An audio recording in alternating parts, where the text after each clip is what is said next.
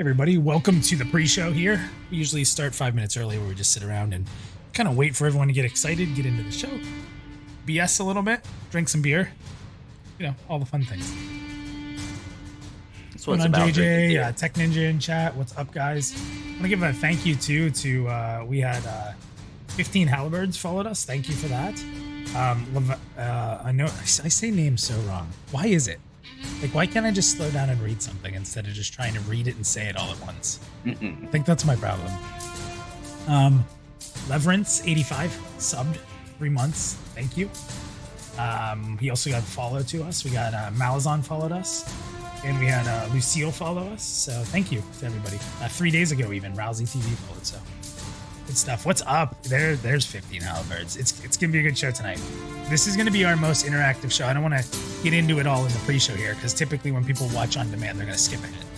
So if you're still watching the pre-show, you can skip 4 minutes ahead. It'll start the show.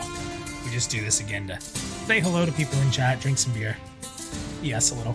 Me and Nathan were talking about consoles. We're not going to talk about it during the show, but you guys into the consoles? Is anyone getting a console? Do you guys usually get consoles? I'm curious. And Nathan, you said you agree with me, right? If Sega puts a console out, we're in. Oh yeah, I'm in for Sega all the way because that'd be epic to try to make a comeback. And that feels like Sega too. Like they took a little break, make a comeback. I'd be down for that. Almost regardless of the technology, I would be down for that.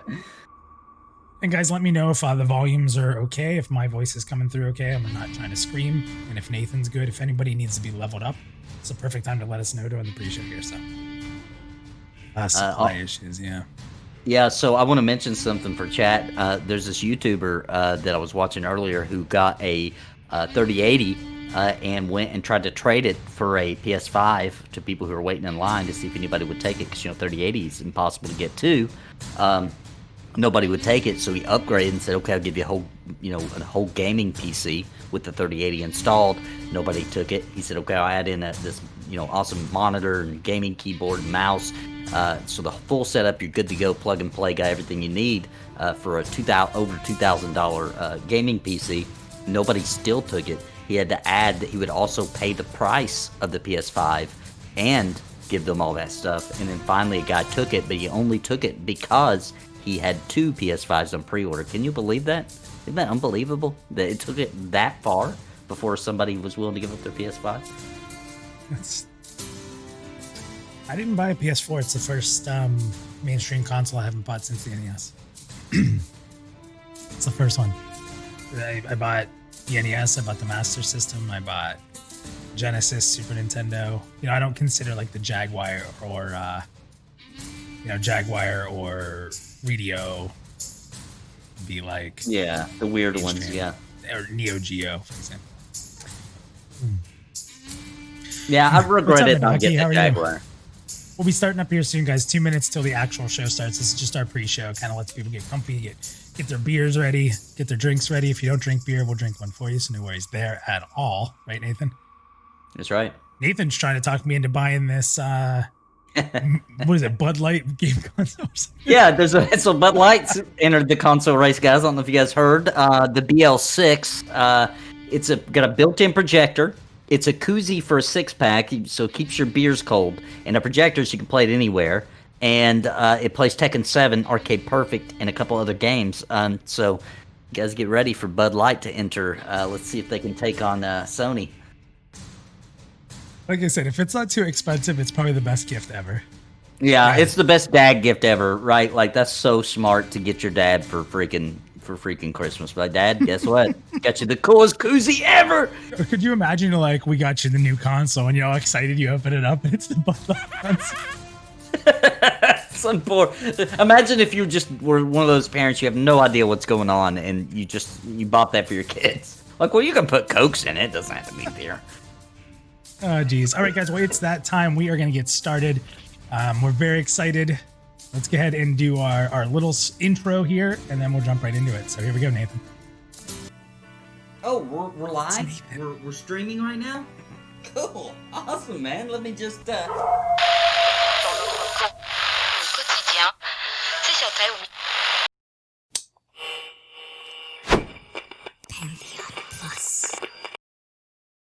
What is going on, everybody? Welcome to episode 48. Nathan, you were around. Were you on the first one? Or at least first or second? No, dude, you invited Baz before you invited me. I was Did I? offended too. I was offended. I was like second or third episode. I was pretty close to the beginning. You've been on it more than most. Like, we don't count Yeah. Theric, right? So, Yeah, besides the team, I think I've got the record of being the most returns to the show, yeah, I think so. which I is think so. shocking. It's shocking all the stuff I pulled off on the show that you invite me back. Nah, people love you. Hey, I found that anybody who's on the show co-hosting with me, people dislike me so much these days that you just get an immediate boost. So it's great. So like, and I told Theric, like, he's like invincible now with as much time as he spends with me on the rewind. So it's pretty funny. Okay, so what's going on tonight? New interface here. What is this? Had a different idea tonight. We're calling this the Pantheon Plus U Arena. Nathan and I are going to skip through, and when I say skip through, we're going to spend some time on them, but we're going to talk through a lot of controversial topics in MMORPGs, but these ones in particular seem to really exist pretty heavily in the Pantheon community. And usually when you talk about these things, people lose friends. Right, Nathan? Yeah, true. So again, if anybody let me know about volumes, I'm still adjusting on the new PC. I think things are good, but it's really weird because like my mic is louder than what it shows in OBS, and then my guests are quieter than what it shows in OBS. I don't even know how that's possible. So it's very strange to me. Now, Nathan, before we begin, I always want to throw this out there. Anything exciting going on? Anything you want to let everybody know about what's going on in your world, what you're working on, what you're doing on the side? I know you have a kind of like a podcast that you do weekly, so to speak. Do you want to give people a quick idea of what's going on in the world of Nathan Napalm? Sure. Yeah. I do a podcast every Thursday. Let's see. That would be, I'm on Central Time now, so it throws me off. That would be 6 p.m. Eastern Time, where we talk about MMOs. It's called Looking for More. I'm the Pantheon guy. We have Asher's Creation guy, and we have a World of Warcraft guy. Well, I guess that's close enough to say. And we get on, we talk about MMOs, the state of them, things going on, etc. So that's pretty fun. I do like to, I would also like to say, guys, I have this really freaking epic project that actually a long time ago I talked about on this show for the first time ever. That was something I wanted to do, and I'm doing it, and I'm putting a lot of time and energy into it. So my videos have been coming out more like 2 or 3 a week because I'm spending so much time on that. But I'll release trailers. I'll make sure everybody knows more about it as I get enough juicy things to show. Awesome. And you are currently, so in October, I went through the gauntlet of class videos. And I put them out really quick, and I thought I was gonna literally pass out. Like it was the most intense content creation I ever did because I wanted them to be done. And when I made 3 the one day, everyone's like, "Well, when are you gonna do my class?" Like, "Oh, I gotta keep up this pace," and it destroyed me for a week. It was so much work. Now I see you're doing it. So how's that feel? Well, I'm not trying to do what you did because I just saw yours coming. I was like, "Holy crap!" Because I was gonna do it too, but you were doing them so fast. I was like, let's just let Pantheon Plus do that. He's on top of it. But I decided after a while, I was like, you know what? I can't leave my channel with those old videos and that be all people see on my channel. So I decided to go ahead and do an update and talk about it. And it's fun because things are a little different now. And yeah, it's cool. I love just kind of theorizing on what this could mean or what this ability could become, or I love that. That's one of my favorite things. Yeah, I agree with you, and I like your point of view a lot because you've played so much. Like you've done, so much content out there. So I just think it's pretty neat in my opinion. Like you can dig into like single player RPGs to talk about how spells might work, and I like your take on a lot of stuff. So it's fun. It's a lot of Scribble though says more puppets. Oh, there's so many puppets coming, guys. Holy crap. Holy crap. You're about to get way more than your fill. Everyone will be sick of puppets when you're done. Is that what you're saying? Oh, yeah. They're going to be like, no more. No more. All right, guys. So we have a lot to talk about tonight. We really need the community to be a part of tonight's show, as we always do. You can hop in the green room. Now, here's what I'm going to tell you about the green room tonight. If there is a category that we start talking about, because we're going to go through these in order, and we'll explain what they mean. Some of them are a little cloudy. We'll give you an explanation. But what's going to happen here, and I'm going to show you by starting the first one, is whatever topic we're talking about, I have created a poll for. So we have 11 different polls that will only be active while we're talking about it. And what this is going to do is this poll, when we finish talking about the category, will move the community matters marker to where the votes go. So community, you have complete control of the community matters marker. I'm going to move the minus marker, and Nathan's going to put the Nathan marker. And we're going to talk about these topics and kind of where we stand, left to right. Are we more towards one than the other? Are we in the middle? And really talk about these categories. So without further ado, Nathan, are you ready? Let's jump into this. Before we do, me and Nathan can really debate each other. And when we do that, we're friends. Like, we get along great. We love debating each other. We do it respectfully, and then we're done. So even when we get at each other here and raise our voices and talk over one another, if that happens, know that at the end of the day, we're completely fine. We're having fun, and we hope you guys enjoy it. So, yeah, and we may, since I'm the guest, I have to say this, okay? It may get a little intense. But just know that I'm not mad at Minus. He can have any opinion. You guys can have any opinion, but we might get a little intense on some of these, and that's okay. We still love each other. Okay. Nathan, can we tell the story about your wife real quick? Yeah. We can't talk about. So we were just having a debate one night. Right. In voice, right? Yeah. And Nathan, when you texted me, I think, hey, just so you know, my wife wondered if you and Midas are still friends. Yeah, because we got a little intense. We weren't mad at each other, but we're like, no, and she just walked by the room on her way to bed and heard it and was like, oh, geez. So when I went to bed, she was like, are you and Minus not friends anymore? I was like, it's cool. We're not mad at each other. Oh man, I love it. Okay, so let's go ahead and start with the first one. I'm going to start the poll up here. So this first poll is, what's more important to you? And the interesting part of this, oh, good. So I just hit start poll, and Steam Lab says something went wrong. That's fantastic. Let's try it again. About right. Yeah, right. Okay, so it's up on the screen. You guys should see it. So the first one here is about progression. In our community here in Pantheon, there are a lot of people that are constantly talking about horizontal progression.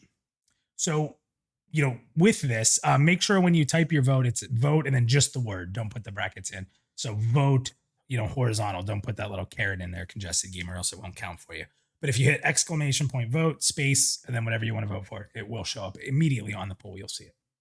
So Nathan, do you want to try to explain this to people, what these two different things are? Yeah, I'll try. So horizontal can get a little confusing, but I'll try to give the best example. So vertical was just, straight up, leveling up, right? So we all very familiar with that system. Horizontal is more of typically not all, the best way to explain it would be like AAs, right? Like, you get a little bit of a spread that's not just level based, right? So you get a little bit of a spread and some options. I think AAs are actually vertical.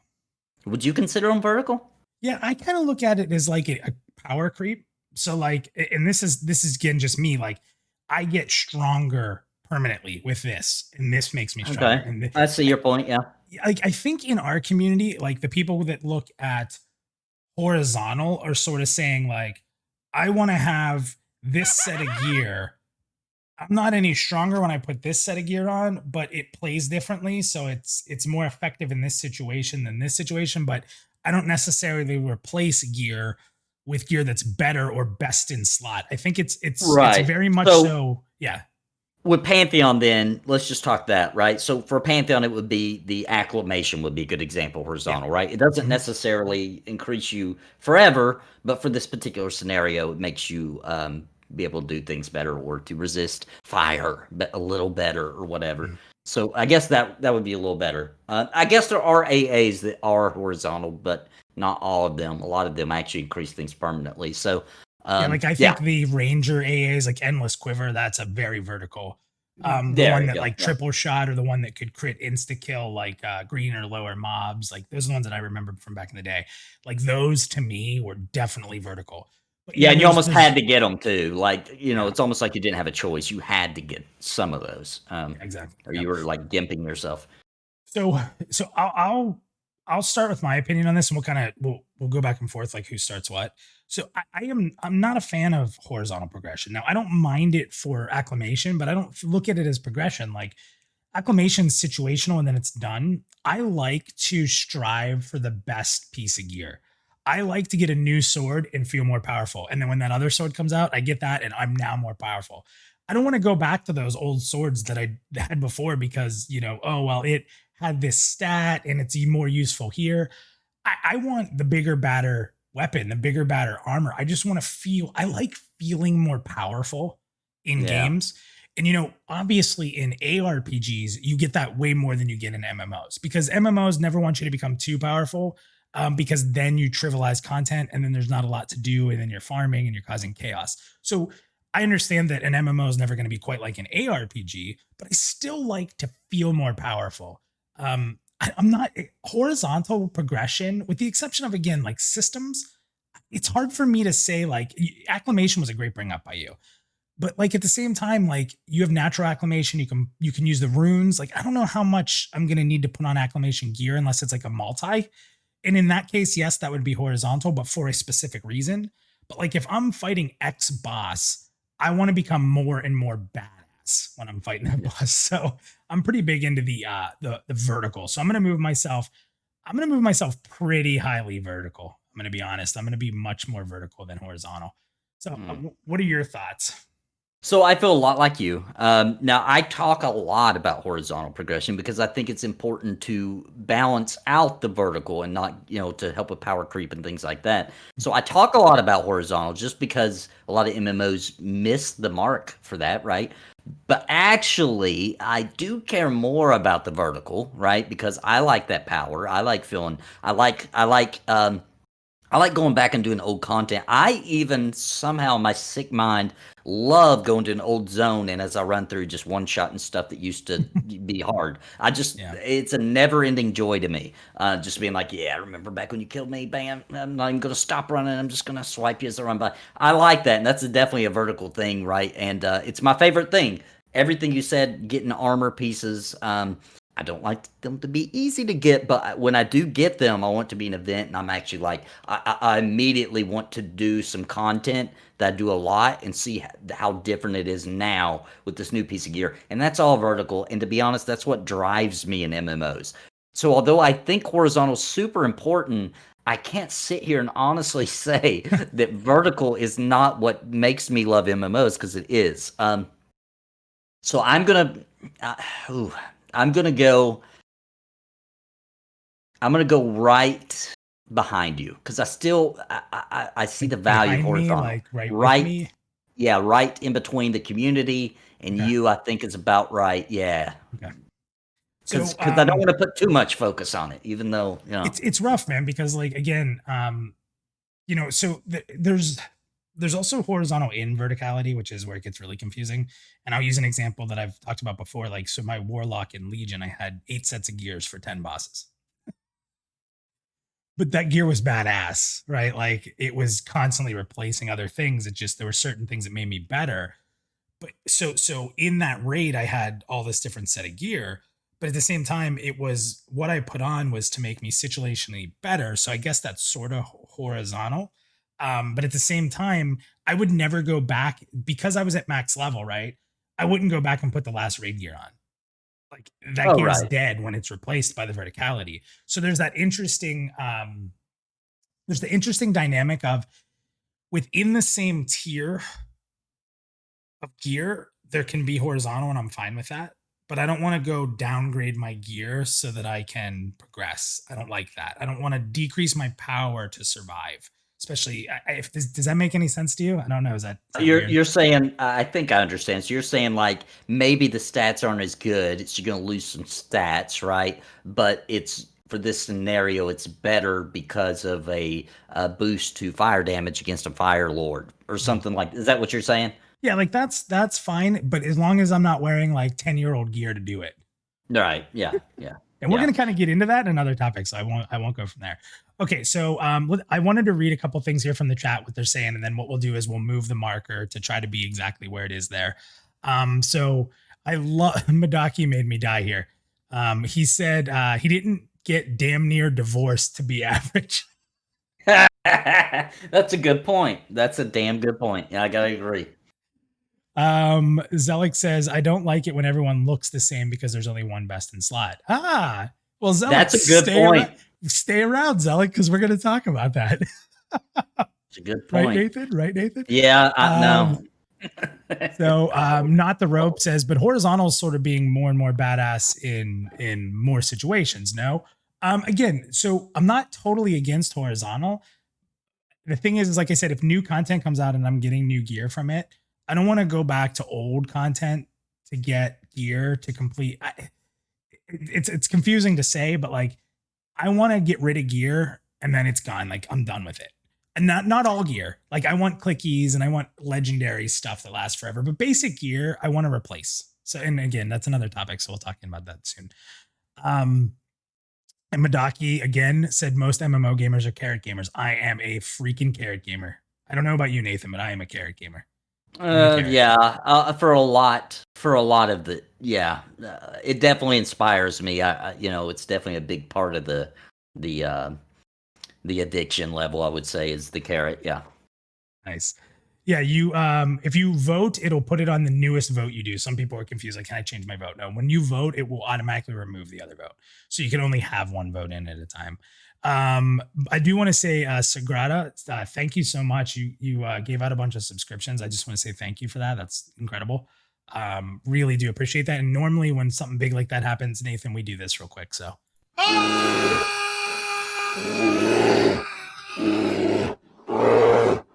we have to have the bear run across the screen, chasing Minus. So that's our little special thing there. So thank you. Appreciate that greatly. Okay, so let's look at what the community has said. So we're going to shut this poll down. We have 21 votes. You have about a couple seconds to get your vote in if you haven't. It is pretty down the middle. I would say if we take this instead of being, that's you. If we take this instead of it being directly in the middle, it's probably going to lean a little bit more towards horizontal. So it would kind of be like here. You agree, everybody? Yeah. Oh, now everybody's voting vertical. Do you see that? They're trying to change it. Oh, they are. There they go. It's pretty close to the middle. It's pretty close. It's a little more horizontal, so we'll put the community right about there. So the community is against us on that one. Interesting. I thought they might be because I just gotta be honest. I love horizontal, and we know I can say this because Ben Dean mentioned it in the public sector, so I'm okay with mentioning this. But we know there's going to be plenty of that because even in one of the more recent pre-alphas, they had climbing gear, and he mentioned it. It's the only reason I'm going to say it. And that's very horizontal, right? Like that's specific gear for climbing, Yeah. So we know there's going to be plenty of it. Yeah. So there's definitely reasons to have horizontal. I don't want to like write it off completely. And I'm not saying there shouldn't be horizontal. I just the thrill of vertical increase in your gear is just it's everything I'm there for. Dude, when you get your new weapon and your DPS goes up, it doesn't matter what class you are. You could be a freaking healer and your heals go up and it's like, oh, sweet. Yeah, it just feels so good, man. And DPS obviously important, but even as a tank, you're like, cool, this is gonna help me hold aggro better. It's just freaking awesome, man. Upgrading, there's like almost nothing better than upgrading your gear in an MMO, dude. It feels so good. Yep.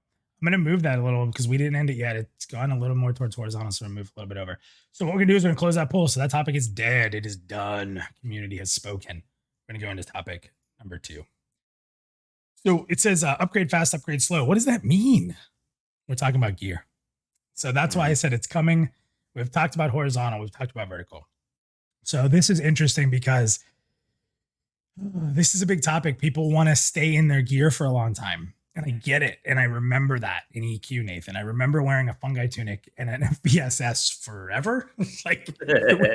And then in WoW, it gets crazy. Like when BC came out, that's what everybody remembers. In BC, you replaced all your crazy gear with the first green drop, and that didn't feel very good.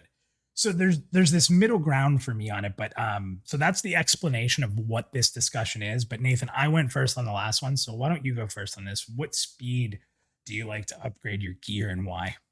So definitely slow. And the reason why is I just went for one thing. I'm gonna be honest with you. I get a little annoyed when the gear's going so fast that like I won't even check it. I'll just wait a couple hours and I'll go through and be like, okay, let me sort through all this crap and find my upgrade, right? At first, I'll be super excited every time I get it. I'll freaking go to the menu and I'll put it on. I'll look at, but then if it just keeps going too fast, I just don't care anymore. I'm like, okay, I'm getting gear so fast. Whatever. Let me just finish whatever I'm doing right now. Then I'll check and I'll put whatever the best thing I got from the drops. And it means nothing to me, right? Like I'll check it out. It might look cool, etc. I don't know. It depends. But I just don't care then. Gear loses a lot of value for me. And getting a new piece of gear just loses a ton of value. And you could say, yeah, but there'll be like a bunch of stupid, crappy gear, and then there'll be really good gear. Well, even the really good gear just lost so much value by that point because gear's just dropping everywhere so quickly, or I'm replacing it several times per level or whatever. And I just, it doesn't feel fun or rewarding or like I earned that piece of gear. So I'm all for if you slow. had a sword at level 10, it Uh-huh. was good, like a good one, a rare drop. At Sure. what Okay. level should you be able to replace that? Honestly, I think it should be if it's a really good one, like it's an actual rare item at level 10, right? And they Mhm. actually, it's got a name and it's got a story behind it as far as lore and everything, which is what I'm thinking of. Then I think that sword should be good all the way to max level. Now, I Oh, think there should be, I oh, think there, now hang on, I think there should be other ones that are much better on your way there, but I think it should be unique in at least one, I guess you could say horizontal kind of way. Maybe not though. It could be strength, like it's really good at yeah. strength, but maybe the damage is low. But you're still like you're kind of you get a new sword and you're like, man, I don't know because I don't know if I want to lose this one aspect of this sword yet because it's so unique and so cool that I maybe I want to keep it, you know, and it's difficult for a long time to make that decision to replace it. That's what I From like. 10 to 50. I would be cool with that as long as I still was getting options every once in a while. But I was like, no, I'm still sticking with this freaking rare sword, man, because of this one aspect of it. I still think it's best for me and my play style. You know what I mean? All right. So where are you putting your marker? So I'm That's pretty freaking far on slow, obviously. Not all the way, but yeah, about there. I think that's good. there. Yeah. Okay. Yeah, I'm gonna disagree with you, and it looks like the community as well here. Oh man, if I had a sword, if I had a set of daggers and I didn't replace them for 40 levels, I don't know what I would do. I would be so disenchanted. Like I'm like, so like, what was the difference in me from level 20 to 50?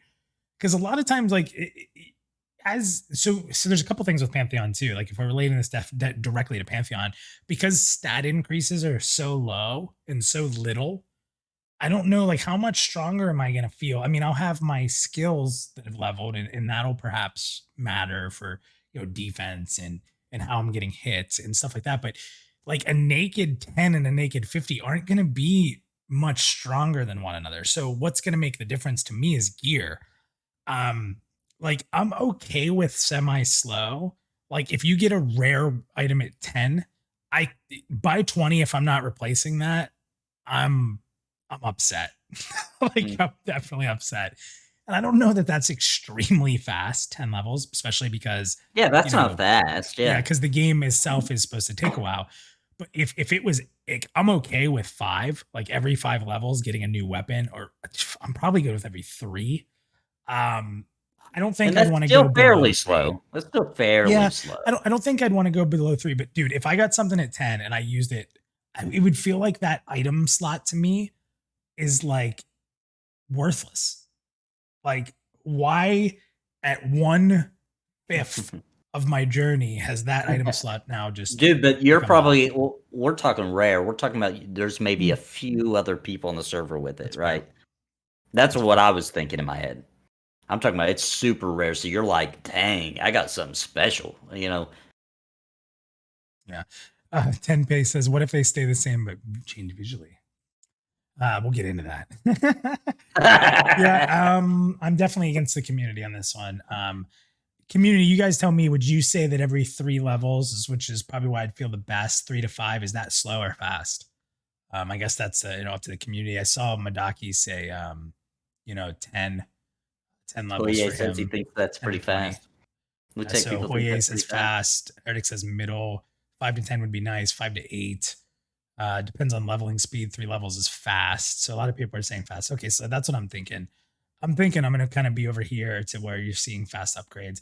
I think it also comes into play with like people saying like looking different and changing their looks and stuff like that.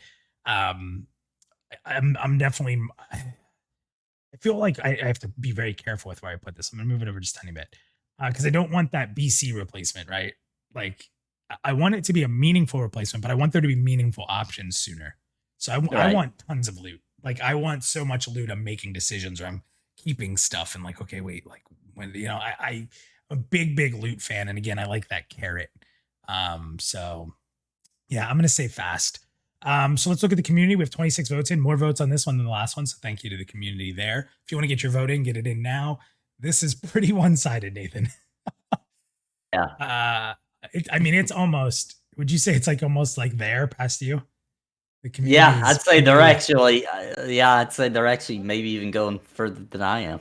Yeah, that's pretty hardcore. So we're gonna put it about there. Um, yeah, that would. Community likes the slow. I don't know. Like the gear, I'd almost say gear is more important to me than anything in the game. Is that crazy? Like I always said No, I I can could play understand it. I could almost play like a stick figure game if I'm getting loot and I'm making loot decisions, like and I have a lot of cool stuff and it looks different. I don't even care if it's a stick figure, if it just has spiky parts on the ones. Oh, look at my spiky sword. Um, okay. So we're gonna end that vote. Thank you. 27 votes. 81% said slow. Only 7% said fast. That is crazy. So It I just thought it would feels be so slow. good to get it, when when it's so more rare that Yeah. when you get it, it just feels so good. I also may mention Tetsu. I think mentioned Lizzie Boots in Final Fantasy 11. That's a good example of like super rare, have Yeah. it forever. I think you talked about that on another show, if I'm not mistaken. Sure did, sure did. All right. You ready for this one? Yep, yep. We're going into topic number 3. The poll is up. Where do you stand on transmog? Do you want transmog? Do you not want transmog? Are you in the middle? Nathan, please let me describe this one because You go first. You're gonna go first, right? Because I went first last time. listen, here's my problem with this topic. I need chat, you voted already, but please consider what I'm saying. There is a massive difference between transmog and costuming. Right, I right. do not like costuming. Transmog is not costuming. Let me be very, very, very clear. If the first thing that came to your mind when I said transmog was bunnies, that's costuming. Right. And Tran- BR is not that kind of company. no, So they're that not. doesn't Yeah. make sense to even So consider in the conversation, right? exactly, like you're not going to have ridiculous outfits in Pantheon. You're going to have realistic style armor. That's step 1. Step 2, because the transmog itself it has to be defined, or else it can be crap. Transmog should only be items you've earned. And in my opinion, I've said this before, you should have to sacrifice the item to put it into your transmog library. So for everyone out there who says economy and item inflation, transmog is the number one solution to remove items from the economy. Imagine you have this crazy item and you're like, I can sell it, but it looks really cool, so I can sacrifice it forever and put it in my book. I think that is massive, in my opinion. The other thing about transmog is it's not just look however you want. There's rules, there's regulations. That's important. If I'm a rogue wearing heavy leather, I can't put on a cloth item as transmog. I can't put on a plate item as transmog. I need to only be able to put into my transmog library items that I can actually wear, and I can only transmog over the same type of item. If I'm holding 2 daggers, I cannot transmog a dagger into a sword, a club, anything else. It can only be transmogged into a dagger. So there's restrictions. Like transmog is having a historic library of the items that you've gathered over time. A lot of people say, well, I want to see what the items are. I want to look at someone and know what their items are because that's more important to me. Well, in Nathan's case, imagine that level 10 sword that was super rare. Like 100 people in the whole game had it. It looked really cool, but you replace it at 30. In my opinion, people say that it devalues gear. Well, now at level 50, I have a sword or a dagger I don't really like, and I'm transmogging that level 10 that nobody has, and everyone's like, holy cow, what is that? Where did you get that? And I think it just creates this other part of the game where you can go find these looks so that you can have that custom looking character. recently on the rewind, and I had a really passionate conversation. I got trashed. Everyone sided with there because he's so peaceful and calm. But like for me, transmog, like Nathan, if I mention famous characters, the first thing that pops in your head is what they look like. Like if I say, Yeah. what's her name? I can't remember her name, but I know what she looks like. The Dragon Queen from Game of Thrones. You know, Right. the starts with a D. I don't know why I can't think of it right now. But if you saw that, like you think of her white hair, right? You think of that character, Jon Snow. You think of black. Like if you think of Minus or you think of Nathan, I want there to be a look. Like if I walk by, you're like, oh, that's Minus, right? Because like I've collected this shrouding black gear and I look like a thief instead of looking like a goofball Carniac because I'm putting on all these different things. So to me, like when we talk about character mattering, our individuality mattering, our place in the world and having a story, I think that having some kind of like look matters. And I think that number one, it allows for people to look different. Number two, it allows for people to match and look like their role. So obviously, I am 100%. It's not even close. I am all the way to the end. I think transmog is not only something that is necessary for you to have a unique look.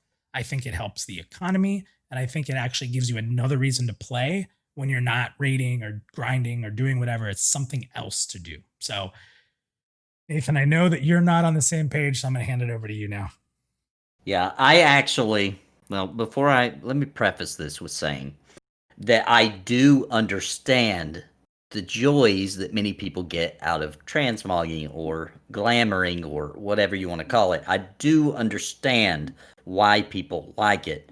My problem with transmogging is that I just want characters to look like what they are, and not just for immersion or because of this or that, but because I like to learn all the armors in the game. And when I look at that person, I can say, I know exactly what they're wearing. I don't need to check the stats.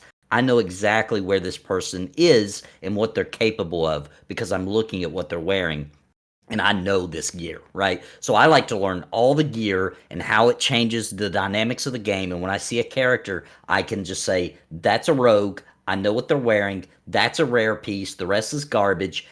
I'm the tank. Now I know what the rogue is capable of, or what the healer, super important, what the healer's capable of. I know how much damage this healer can take because I'm looking at her. I know this gear. So that's super important to me. And I also just here's one of my favorite things about MMOs, and this has carried with me since I started playing. I always thought it was really cool when I had my town clothes, right? And my gear I wore in town. And sometimes it might be because it was cool or it was rare or because I wanted to show it off or whatever. Or it might just be because I thought it looked like something the character might wear walking around town. I don't know. It just depended on my mood. But I had my town gear.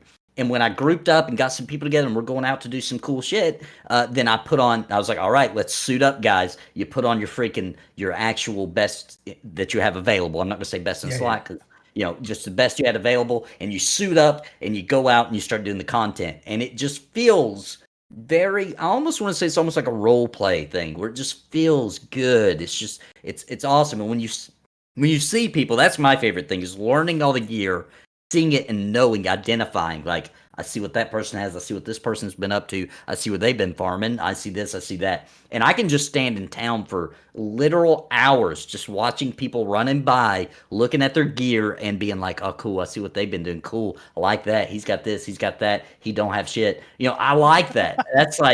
That's one of my favorite things at MMOs. So when you transmog, it takes that away from me, and I'm okay with it. What I'm hoping, because here's the deal, I get it. I do think transmog needs to make its way into the game at some point, right? I think it's a post-launch kind of thing. It's something that you get in later after launch, and the games run smoothly, etc. And it adds another end game. I get it, adds more things for people to do. I totally understand, but I'm hoping that with Pantheon, because they're going for that more gritty, realistic D&D thing, I'm hoping that they make it to where I have an option to just turn it off. I just want to see what you're really wearing, right? You're killing me with that. That's the thing And that kills listen, me more than anything. The toggle. I've been thinking of this the entire time, and I was waiting for this moment to say this part. You ready? Imagine you're playing D&D, okay? and something drops, right? And the person who gets the cape, let's say, and you're sitting around the table and they get this cool cape and they're like, cool, awesome, and they're like, my character puts it on, they equip it in their little sheet, and they're like, now this cape has spikes on it. And everybody's like, okay, dude, it doesn't really matter. And he's like, no, I need everybody to imagine what my character looks like, and it has spikes on the cape. And everybody's like, okay, bro, like, that's fine. Like, whatever. Like, I'm imagining your character doesn't have spikes on the cape, right? Because I don't like that. Like, why that person shouldn't be able to push that on me. Like, if at any point you get to say what my character looks like, oh, it's the worst. That's the worst thing ever. Well, you can wear whatever you want, but I also like it when people, because in old school MMOs, dude, I know you know what I'm talking about. You remember people who would wear shitty, stupid piece of gear because they thought it looked cool, and they would be underpowered, and they made that conscious decision just because they wanted to look cool. Would you rather have people come in your group with shit gear? Yes. That is awesome, dude. When somebody's like, no, I like this set and I'm wearing it and I don't give a shit. Everybody's got to put up with it. I suck now at DPS, I know, but I look cool and this is what I want to wear. In this day and age, that person gets kicked. I mean, I'm not saying I'm that guy, but like... Not in my guild, guys. Bro, are you a warrior? Why are you wearing a cloth robe? I like it. Oh, and that's another thing, dude. I'd like to mention PvP is a totally different story, and Pantheon's not PvP focused, but so I have to say that one of my favorite memories in an MMO, because they didn't have transmog, was I was a paladin, and I would go stand out in the middle of the frontiers while the PvP happened with a cloth robe on, like I was a wizard, and a staff in my hand, and all my friends would hide. And when somebody came because they thought I was some AFK little wizard, I would real quick swap over to my freaking real gear. They'd come out of the bush and we'd kick their ass. And it was so much fun because there was no transmog. So people really thought, they see me, they're like, oh, it's a wizard. He's all by himself. He's probably AFK. And they'd come to try to kill me. And then they thought they were going to one-shot me. They didn't. Bam, we'd move along. It was so cool, man. I just love stuff like that. I don't know. So Congested Gamer, I'm going to read through some comments here before we move on to the next one. Congested Gamer says, when you see people with good gear, you do a double take. If you can transmog, you would need to inspect everyone. It's not as cool. Why?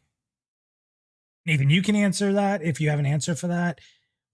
Why is cool looking gear different if it's the thing you're wearing or not? It still looks cool. You still want to know what it is, right? I don't understand. So why is cool looking gear? So he's saying, when you see people with good gear, you do a double take. And then he's saying, so if you can transmog, it would need to be inspected. So it's not as cool. Right, and see, that's where... But visually, it's still cool. Yeah. And I just don't think that... I don't like inspecting, especially in games where people can tell I'm inspecting them, because then everybody knows I'm judging them. What if you see and I am judging them? They're going to inspect anyway.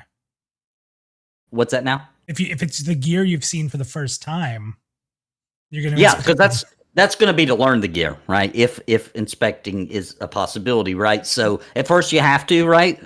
But I always feel uncomfortable, especially when they can see they're going to know every piece of gear. I'm going to learn every piece of gear. That's gear and learning where it is, how it drops, where to get it. That's my favorite thing. Cloth gear. Dude, if I see a cloth gear running around, I'm just going to make fun of them for not being a rogue. Like, I don't care. Dude, I'm going to care. I want to know where everything is, where it drops, how you get it. That's just my shit. I like it. I don't know. Like I'm the guy that walks up to you and it's like, where'd you get that? Where'd it drop? Is that rare? Where, tell me everything you know about this piece of gear you have. I need to know. I guess Bronson had, he knows how to tell people apart. He says, Nathan equals beard minus equals bald. I would like to just say that I can challenge Nathan with his beard. And you guys have seen me when I grow a beard out. So all of a sudden, am I transmogged as Nathan right now? So. Yeah. Also made mention earlier that, this baby's died. I got way too much grade these days, guys. I got to die. Underneath is where my grade's at. Let's see. Some people have automatically gone to the cash shop route. Quite a few people. If there's transmog, there's cash shop.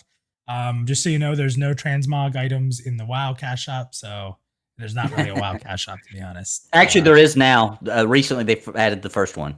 So Mumi way over, not the very last dot, but the dot right before on no transmog. This is a really good point. Altmica says, your argument's compelling, but what about super inflated prices on low mid-level gear because it looks the best? I love that, because otherwise that gear is going to be worth nothing. Which means it's just going to be free gear for people. Like, if anything, like that mid-level gear, people are gonna have to go get it now. Like later in the game, if that gear is just normal mid-level gear, it's not gonna hold much value. So people are gonna be able to get gold from their guildies or something like that and just go buy it. So to me, the trend of it being more valuable is a positive. What you don't want is prices dropping like crazy. You want prices to stay up to be reasonable, so people either have to save up a lot of gold or they have to go get it. I think that actually helps. So Nathan, I don't know if you agree with that or not. Yeah, I think that to be honest with you, I think that a lot of maybe not for Pantheon, right, but for a lot of MMOs out there, when things get inflated, it generally plays itself out, right? So that means, yeah, things are more expensive. That means all the crap you just got is worth more money too, right? So, and I'm always down for grinding for gold. It doesn't bother me at all. I love grinding for gold. So, so it's pretty dazzling. It's pretty down the middle. It's pretty down the middle. I'm actually really shocked right now, to be honest. Me too. With you, where it's at. Congested Gamer says he said he doesn't want Transmog to be the end game. Somebody said collecting skins as an end game. LOL. That was Finks, which is kind of funny. Because honestly, when we were done raiding and there wasn't anything else to do, I just farmed like hell to find gear I didn't have. One time I sat on the auction house because I had a ton of money, Nathan, and I went through every single chest piece for cloth because I was playing a warlock, and any transmog I didn't have, I bought. I spent millions of gold trying to complete my transmog book because I just there was nothing else to do because we cleared everything. Dude, I was like bragging about it. I was making all these different transmogs, like 100%. Let's see here. A lot of people have said like dye is okay. Where do you stand on dye? Okay. I like dye, and the reason why is especially because my stance on gear is that you get it slowly, right? So if I'm gonna get a green freaking boots, right, and then I have this red freaking chest piece, there's only so long before I start feeling like an idiot, right? I don't mind looking like an idiot when I'm a low level. I actually like that. I think low levels should look like fools, to be honest with you. I enjoyed that in old MMOs. You'd see a low level and be like, oh, whoa, this guy's obviously a low level. He's running around with all this crazy colors and looks like a clown and all that. I'm cool with it, but there's a certain point where I'm like level 25 and I still look like a clown, where I'm actually starting to get embarrassed, right? Where I'm like, okay, this freaking sucks. I still look like an idiot. So I'm okay with dying. I think that's an okay system. I enjoy it, and all that kind of thing. I mean, if we didn't have transmog, I'd be happy with dying. I'd rather have transmog. I just like the collecting atmosphere. Like, I've always been a really big fan of games where I can collect things. Like, I didn't pet battle in WoW ever, but I liked collecting pets. I barely used any mounts. There's a couple I liked, but I'd still collect them. Yeah, like here's a funny one. Do you remember Dead or Alive Extreme Beach Volleyball? Yeah, definitely. Loved it. I played it. People see that game and they probably like, oh my god, this game's like for dumb men. No, it's not. It's actually a first time I ever admitted I liked it, but it was a good game, dude. It was such a good game, and it was if you liked collecting, holy cow, like millions of items to collect. It was just fun. Like, I don't know, I like collecting. Let's see here. Just kind of reading through some more here. Dye. People like dye. It's fake, some people said, and they think that feels bad. And I think there should be different dyes for different kind of armor, right? There should be a leather dye. There should be a cloth dye. I don't know what you call plate. I don't remember how they get away with that. Enamel. Crafters would be a big part of that. Yeah, true. There's a ton here. I'm sorry, guys. Like, you guys literally lit the chat. Like this. Look how many more votes this had. This had probably like 10 more votes than the last category. I saw somebody in chat mention something that I've never realized. So, you know why I'm so obsessed with that knowing every piece of gear? And somebody in chat brought it up. It's because Final Fantasy 11, dude. You knew every piece of gear in that game. You knew all of them. You know, and that really is what got me addicted to knowing it all. I just realized because of chat. All right, so you never moved your marker because we got debating. So where do you want to put your marker on Transmog? Oh, I'm sorry. Put it all the way, almost to the end, not the final end, because I do believe there is a time and a place for Transmog. Right there. That's perfect. Almost never. Almost never. Right, so when you run out of shit to do. Community is more towards no. So if we're in the middle, it would be more towards no. But it's pretty freaking close. Pretty close. Pretty close, yeah. So we'll put it about there, I think, is where we'd have to go. Close it up. Good one. Thank you. I mean, again, you guys had awesome chat there, and you guys were chatting with each other and stuff. Sorry we couldn't read everything, but that was pretty incredible. I do want Yeah. to say thank you to Ziplocs for the subscription for 3 months. Thank you. Thank you for supporting us for 3 months. It's awesome. And Congested Gamer, thank you as well. Gulu Gulu. A lot of you guys subscribing, giving out subs. Like, that's awesome.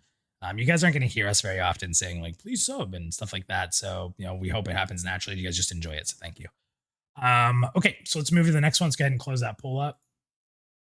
And we're going to jump into the next one here. So this one's also going to take a little bit of explaining. Just recently, Basgrim put out a bunch of polls everywhere. So when we're talking about this, it's another one of these ones we have to explain. When we're talking about this category, we're talking about instance versus open world for raid boss fights. So, nothing else. Yeah, nothing else. Not dungeons, not zones, nothing but individual fights. Not even trash. So that's what this question is about, kind of jumping off of what Basgrim was talking about, because it's been a pretty highly debated concept. And I think the other important thing is, like, I've been very surprised by the results that we've seen so far on like Reddit, and it's probably Reddit more than anything, that they're actually leaning really towards instance boss fights. So Nathan, I'll let you start on this and kind of talk about the whole concept of this, and then also kind of where you want to be on this. Sure. So I love open world. Okay, that's my favoriteest thing in the whole world. But the thing is that I love open world bosses. I love, just you're running along, you're little lobby, little loser, and you're just running along, and you look to your left and you see this epic fight, and there's like fireballs blasting everywhere. There's this giant monster. That is so cool, right? It's the coolest thing ever. That would make me play an MMO like guaranteed for another year just from seeing that, right? Yeah. In the game. So I love it, but I'm not an idiot. I also understand that if you want to do a very specific, very complicated, very hard, going to take a lot of time to learn and work together perfectly boss fight. As far as technology today and anything anybody's come up with, instance for that boss fight like that needs to be instanced, as far as I'm aware, unless there's some hidden technology nobody's thought of yet. So I do believe in both. I'm going to have to go right in the middle, because I think for every boss you do instance, and by the way, guys, we're not talking about a whole raid, we're just talking about a boss fight only, right? So if you're going to do that, then for every instance boss, there needs to also be an open world. That's my opinion. So dead middle. I'm cool with the instance. I actually think you should. I'd be upset, honestly, if Pantheon had no of that kind of like super hard perfection kind of level raid fights, because that builds friendships, guilds, it makes players better. It makes you just love the game to learn that fight perfectly, and it feels so good to pull off a fight like that. So, but for every one of those, we need an open world one, in my opinion. Okay, so where do you want to put that then? I don't even know how to. Right in the middle. Yeah, just right in the middle. Yeah. Wow. So it's 1 and 1. 1 and 1. It's actually, I think you're going to be surprised here. So I want to read a comment here, because this is, I think, what hurts. Being able to look at this the correct way. And Zelik, I love you. But Zelik here says, instance raid mobs cheapen success. Open world equals congrats. Instances mean you haven't beat that yet. Also with instances, everybody has all the loot and it isn't special. So again, love you, buddy. You know that. Completely incorrect. So, yeah, and please don't take that as an insult. Let me explain. So people are confusing instance with free loot. That's not what I'll ever be. Instance to me is opportunity. When you look at open world raid fights, in EverQuest, for example, there are people who didn't get to do them until 2 expansions later. That's not fun. There's nothing fun about that. Because some power guild held the spawn and you never had an opportunity, or you wasted night after night after night waiting and it never spawned, it's not fun. And I understand difficulty and rarity, and that's fine. I get that. But you can still have that and have fun. And I think that some of the old concepts of EQ, where you had the bat phone, who here that has played EQ? I mean, you're going to be our age, right? At a minimum, who here's waking up to the bat phone in the middle of the night? Like, nobody. I mean, very few people are going to wake up to the bat phone. So I just don't understand how that's. I've been talking to a lot of people because Basgrim brought this up. Nobody's been able to provide me anything that is good about an open world raid boss fight. Nothing. Like the only thing I keep hearing is the item rarity. That one is a good point, but let me explain something. Yeah, okay. It's a good point. I can fight that. I can fight that. Easy. Go ahead. So we're talking about raid boss fights. Like think of the hardest EQ fights, right? Which probably weren't as hard to be honest. But let's think of the hardest EQ fights. Let's think of the hardest Final Fantasy 11 fights. Let's think of the hardest WoW fights.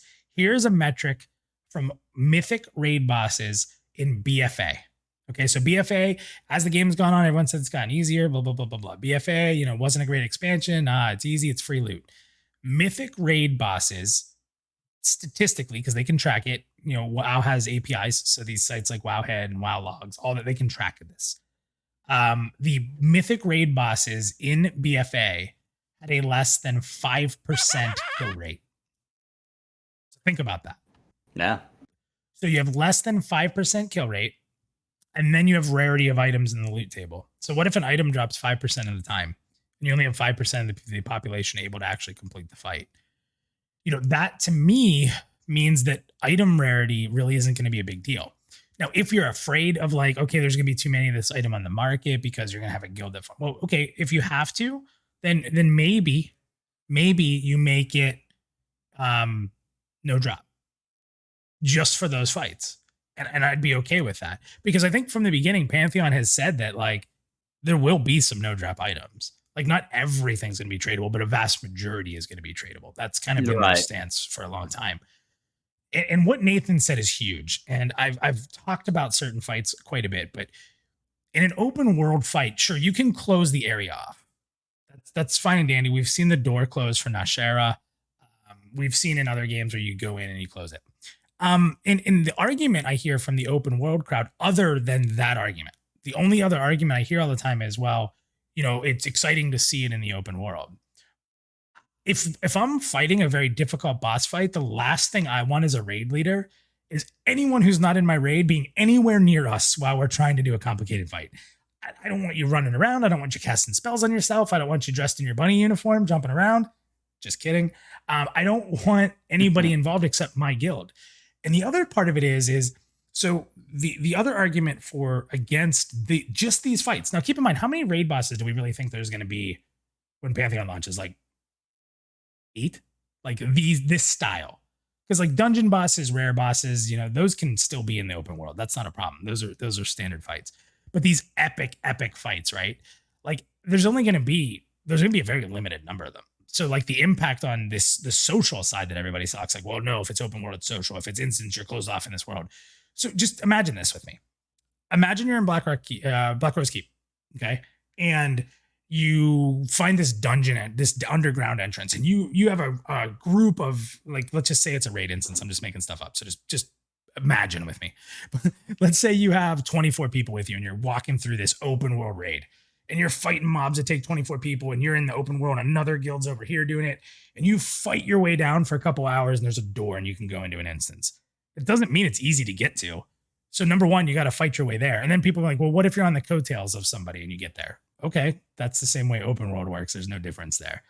The only difference to me is that instancing these types of fights gives people the opportunity to try it. But if it's difficult, only 5%, 10% clear it. It's not a hand me out. It's not a free trophy. It's not a here's your loot. It's just, would you rather, if you play this game for 2 years, would you like to say, yeah, my guild went in and tried that boss, and we got wrecked and we didn't go back for a long time. This was really hard. Or would you rather say, yeah, I never got to try it? Like, opportunity to do something versus free handouts is completely different to me. Give people the opportunity to go get their face wrecked. That's what I'm saying. I agree. So, and I'm not actually quite like you, Nathan. I'd rather have it only be 5 to 10%. So I'm going to say that like for raid boss fights, I want more, but everything else I want open. And I'm I don't consider a raid boss and an open world boss to be the same thing. Yeah, they are different. They're totally different things. I agree. Now I want to say something real quick on topic because we don't have anything else covering this. So while we're here, I want to say this. I think an open world boss fight is different than a raid fight, right? But I want to mention that for a lot of people, that is a raid fight. This thing we're talking about, where it's like, I mean, like you cannot mess up, like super perfect coordination. Got to know the fight so perfectly. Everybody has roles. They know when to do what. They know when to slow the DPS. They know when to speed it up. I mean, just brutal control your character, right? For a lot of people, and I'm not being mean, now I think it'll be higher in Pantheon because these are people coming from a very old school background, been playing MMOs for a long time. So I think it'll be higher than most MMOs, but most people are never even going to do those fights. They're going to go do all the open world content. They're going to have a blast in the raid zones, all that kind of stuff. And so will I. I'll spend more time there, to be honest. And then I'll probably have one, because it might be all that's allowed. We'll see. But one group that I raid with a couple of times a week doing those super hard, if it's in the game, instanced-based raids, right? And the rest of the time at max level, we'll be running around the open world raid zones, doing all the fun stuff. But I do think those open world bosses should be incredibly hard. I'm talking about I want to walk up and just see bodies flying dead. You know what I mean? Those like types of people racing mechanically nonstop. hard. The mob is just tuned like a They're monster. just brutal. It's they're mainly, just a monster. They're usually like don't stand and stuff and just statistically monsterful. So like I've said this a bunch, so I don't want to bore you guys. So I'm gonna say the quick part, but like, there's a fight in WoW called the Fallen Avatar, right? So you start, and all you see is from here up, and he's chained into the wall like this. And there's these maidens that are walking around, and he's like blasting stuff with his eyes, and he's trying to break free. And you're managing this fight, right? And what happens is he tries to suck life out of the maidens, out of these orbs. I'm sorry. And when he sucks life out of the orbs, he gets his life back. So after a certain amount of time, if his mana gets to full, he breaks through the ground and you start the second phase of the fight. So what you have to do is you have to try to get his HP as low as possible until his mana is full by blocking his beams with these other mobs. And you can't kill the mobs because if you kill them, you won't be able to block. It's a crazy mechanic, but if you don't kill them, when he breaks through, he gains their life. It's a crazy mechanic. But what's craziest about it is it's not just this spatial need that is hard to do in an open world, but it's the fact that the whole fight actually changes the environment. The ground caves out, everybody falls down, and you're in this pit, and there's all these stone platforms you're on, and he starts breaking the platforms, and you're fighting him in like the full size. So now this fight has changed completely, right? Like this environmental thing, you can't do it in open world. I'm sorry, you can't, for a couple of reasons, which I'll tell you why. He's breaking apart the ground. So now not only have you raced to try to maintain his health so that when you go to phase 2, he's killable because he's breaking apart the ground and you're literally standing on these small spots. He's throwing tornadoes. He's throwing people through the air. He's like tank swapping, and it's the craziest fight on the hard difficulties. But the thing is you're going to die there. You're going to die all the time. So with corpse recovery, and with like you're losing your bags and experience loss, which by the way, I mean, imagine the difficulty of having to grind your face off to learn a fight in WoW and be 5% to complete it. And then take experience loss. Like that's brutal. It's probably the most brutal rating ever if they're able to do that. But imagine this, you die on the bottom level. How do you get your corpse back? If you don't have an instance where your body will and go back also to the think zone. of the development time, right? Like there's ways they could be like, oh well, then the developer will have to design it to where if XYZ LQ2B7 happens, then it does this or that. That's a lot of development time just for the sake of saying, oh, it's still open world. And not to mention, imagine if they could do that fight in open world. It's just that then people would be falling that was just randomly walking around would fall through into the ground, into the lava.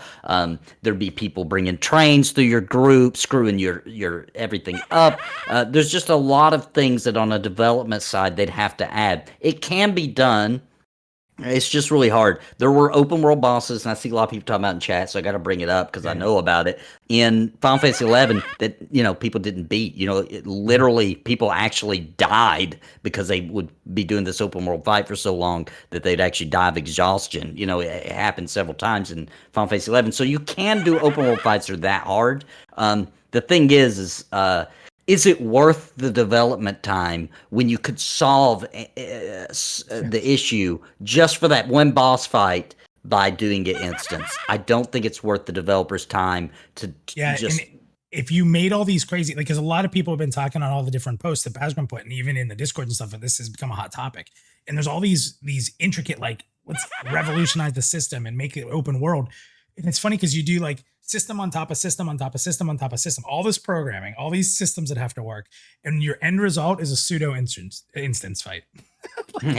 Right. It ends up Every being time. practically the same thing. Yeah, you just created 6 things to say that your instance is open world. Like, Now, it's I crazy. do believe that the open world, besides select, and I think it should be half and half. I think for every raid instance, you have an open world, because I don't want to see that get imbalanced, right? But I do think that everything else in the world is open world, except for the content that the smallest amount, percentage-wise, of the community is going to do anyway is fair, right? We're talking about a 3% in World of Warcraft for Legion, which is old content now, 3 to 5% clear rate today in an old expansion. Okay, so we're not talking about a vast amount of people. We're not talking about loot's going to be flying through the everywhere and everybody's going to have all this crazy loot. 3 to 5% clear rate. It's really important, like, that you're not, like, when you're talking about really core mechanics and a lot of the hot topics we're talking about tonight, you can't jump to edge case. If you jump to edge case, you're not having the discussion, right? Like, you can disagree and you can bring up 1,000 points. Like, you guys know that's what the show's about. Disagree with me, but you can't jump to edge case. Like, edge case is not a good argument, right? Like, I've asked in the chat, why are we talking about looking for raid? Like, nobody here is talking about free loot. No, raids. that's garbage. All the looking for anything is garbage, right? Nobody here is talking about it, but we're talking about something so different.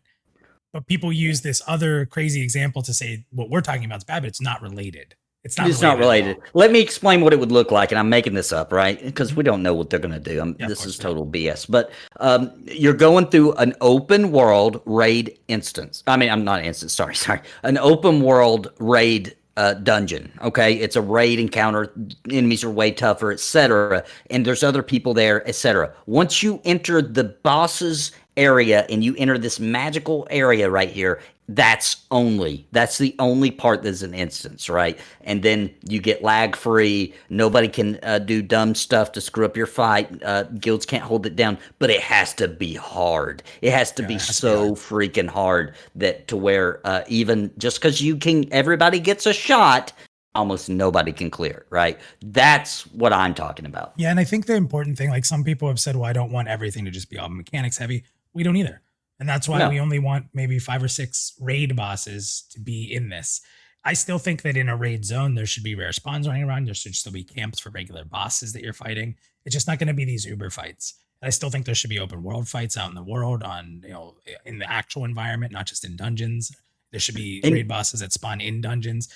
What we're talking about are these select few instances of this really difficult, tuned, crazy fight that you're like, like, when you're done, you put your headset down, you're like, ooh, we finally did it. It took us 100 tries.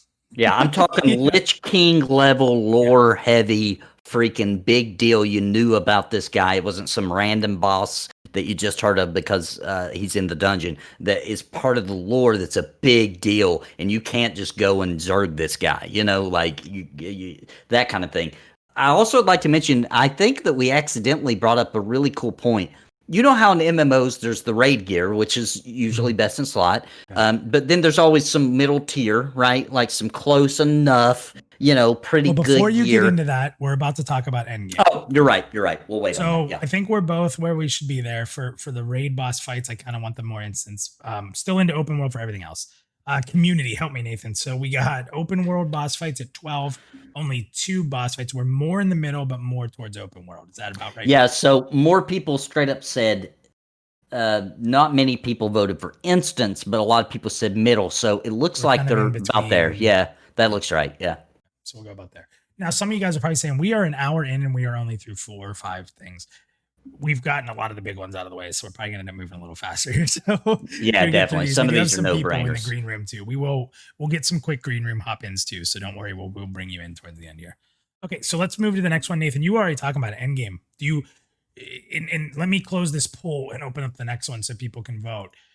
This is a difficult one to explain. The way I kind of worded it is, do you want a traditional endgame, like a modern MMO endgame? So how do you kind of want to explain that to people? So I do not want, one thing I do not want, right, is a modern MMO token system for dailies, right? Where you do Okay. these dailies, you get these tokens, and then you use those tokens to buy gear, and then you use that gear to go and start beginning your entry level raid fights. And I hate that daily grind just to get, and it's so meaningless. You know what I mean? I would rather I would rather you get to max level. You just go out into these dangerous areas. For example, this is what I was thinking of earlier. You go to a raid zone. You're not powerful enough to take on none of those bosses, even the open world. Maybe if you get lucky and there's enough other people, and you just happen to survive. But you go there, and there's decent gear there that is rare. But you can go there and you can start farming with your groups in these really cool raid zones. Can't do the boss yet. You see other people going and doing it, and you're getting all excited. Like, yeah, once I get my gear, we're gonna be able to do that, etc. But you actually go out and you grind out your gear. I don't know if I'm in the minority for loving to grind gear, but I love going out and just getting a new piece. It might have taken a week. It might have taken a freaking month to get that piece I really wanted. But just going out and just killing mobs and hoping for that good drop. And then instead of the token system, grind for your gear, then move into the raids. Like, do you think when you hit max, I guess, because people have been asking, it's a really good question. I just want to read one from Erica here because it's a little side, but it's good. So if a game compels me to log in, I'm done. I want to log in. I don't want the game to compel me to.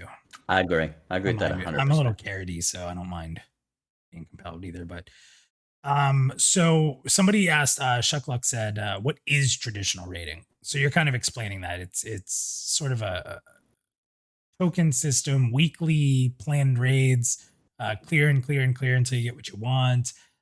It's get to max level and then worry about min maxing and oh, I mean, how do you explain it? This is a tough one. Maybe I should have thought better about how I put this on here. But like, I guess what happens in most endgame is you get through leveling, whatever that takes, whether it's easy or hard, and then you spend most of your time pushing yourself against the newest content to get the best things.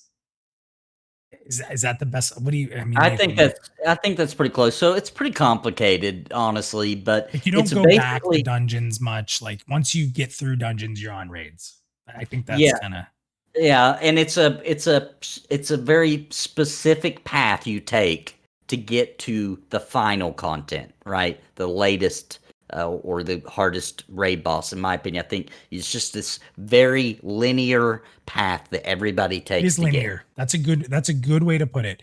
The knock on what modern endgame is it's very linear. That's a Yeah. perfect way to put it. And I'd rather be more open, like, hey, I know this cool spot. Let's go grind and see what drops there. Or I know that this particular set drops here, so let's go there and let's just grind it out for our rogue to get geared up, and then we'll go here and we'll get our healer some gear or whatever. That's open. That's just like, where do you guys want to go? There's lots of options that we could go to get some decent gear to start the raid fights. Yeah.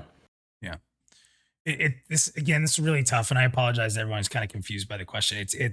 It's talked about a lot though. Like how many times, Nathan, when you're talking in a Discord or a Reddit for Pantheon, people are like, I don't want an end game. I'm like, what do you mean you don't want an end game? Like there has to be a pinnacle, right? Well, and some people don't want a pinnacle. Some games don't really have one, right? Like I don't know about today, but in the old days, Ultima Online, you just got your grandmaster, and you just was an awesome badass, and you just did random other things in a very sandboxy type world. Pantheon isn't completely sandbox, right? Like they're trying to kind of break away from being a theme park. That what was that term that Defend the Night came up with? A sand park, right? So they're going for more of like in between. Yeah, thank you. Is it Ison? Ooh, Zorloff just made it great. He said, endgame means you can feel like you can get a perfect tune and then move on to the next class and feel verified. That's actually a really good. That's a good really point. Good. That is pretty much, that's the definition, actually. Yeah. Like, it's almost like, can you get all the best in slots for your character and kind of be done? Like you can still go play, you can still go earn money, you can still do raids, and you can get gear to sell. That is a great way of putting it. Like you feel like you've completed your character until there's next content. Now, I want to mention that because of Pantheon being the kind of game it is, that once you get to that point, in my opinion, that there's another kind of end game, which is like, okay, now I'm a complete badass. Now let me just go help guildies. Let me go help random I new love that. players. Dude, I Go love to the that so new much. zones. Yeah, that's Pull my more favorite weight, thing. help people through fights they can't get through. Oh, I love that's And one of it's my favorite things. And it sounds so selfless, right? Like for somebody that hasn't done that, it sounds like, oh, what a selfless No, it's guy. fun. No, It's you're fun. doing it also because you know you're a badass. You're standing there, you Sit freaking there and sweet flex ass your gear. muscles. Yeah, and Yeah. you're like, yeah, check this out, take that buff, take that. No, I got you, bro. I'm gonna res you. You're flexing, right? It's fun. It's not just some random boring like, oh, I'm some selfless person who's gonna go spend hours helping the newbies. Yeah, You're and you almost flexing. feel It's good fun. to either, well, think about Progeny's going to be in, right? It's like if you get to that point and you're like, I'm done, and maybe you're like, maybe I'll do Progeny, whatever that Yeah, ends up being. yeah, Endgame helps Progeny because if you feel like you've done everything you can with your character, why not do Progeny? yeah. So, So I would be shocked, by the way. I'm already shocked that there's 8 votes, no end game, because you got what's the guys. alternative? If there's no end game, this game is screwed. Do you guys know there is games that launch with no end game, man, and it's bad. It's so ugly. People are like, Rift. "What? What did I do all this work for? It took forever, and there's nothing to do, and Yeah. where's the end game?" So I'm gonna have to go really deep on the end game. Wow, really? How far you want to Yeah. go? Well, here's the deal. I love Endgame. I think it's a big deal. This isn't saying the leveling journey is going to be gone. I Right. think But that's the important part. Like we know what it's does going to take a no long end time game to mean, get to. though? Does no end It game just literally means mean there's like nothing? If I so went all much the way, horizontal progression that you're never done, like that, like mm, you never feel super powerful. I guess like you're constantly, mm, struggling. I don't know, like because it's funny because I put it here and I know you guys are like, well, Minus, you're the host. Why don't you know? I don't know because everybody says this. Like if you go look, people are like, I don't want an end game. I don't want it just to be about end game. I don't want the end game. It's like, what does that mean? Like I don't get it. Like you should always be going towards what's next, and at some point until there's a new expansion, there's going to be an end. So yeah, I do think that the problem and maybe why people dislike Endgame is because a game like WoW, it's only Endgame. Like the leveling it's not there. right, The only reason the levels are there is to get to Endgame real quick. And I yeah, think that maybe that's why the term Endgame is hated because of that. But if Pantheon takes a long time to level and then you get to this amazing Endgame, that's the best of both worlds. yeah. I agree. I agree. And end game is something that grows over time. So, Yeah. they add more to it and they make it more complex, etc. So, yeah, I think you put me right where I want to be. Okay, I'm gonna go pretty hardcore on that. Let's look at the community so we can jump to the next topic. I'm surprised they're more towards yes. Nobody's really in Yeah, the middle. What we're about a 2-1, so it's probably gonna be a little bit before you. yeah. Kind of all aligned a little bit there. So, all right, let's jump to the next topic. This one's gonna be probably a quicker topic for those of you that like, how long is this show gonna go? So this is a shocking one to me, Nathan. The question I put here is, do you think climbing's a big deal in Pantheon? Hmm. There's a lot of people that hate climbing. I've I think it's noticed that. awesome. I I do think it's too. awesome. We're not going to have flying. We may not even have mounts. Like that's still being thrown all over the place. I don't know. Like it's adventure. Well, Like I can't help but wonder, is the reason people aren't seeing how cool climbing is because the only game I can think of that's done the most similar climbing system with endurance and everything, all that kind of stuff, and climbing gear and all the things like that is maybe Breath of the Wild. Every other climbing was just kind of it's funny. generic Fink and said he stupid. thinks that climbing's a gimmick. It's been years since Breath of the Wild. He said exactly that. So, and that's what I hear. People use that word gimmick for climbing. I disagree. It adds more I do too. verticality to the dungeons. It adds more complexity. It adds more hidden, crazy things that you maybe didn't notice, or that more people can figure out or find in those areas, those really elite kind of areas where not as many people know about them, et cetera, and a little bit more mystery to the world.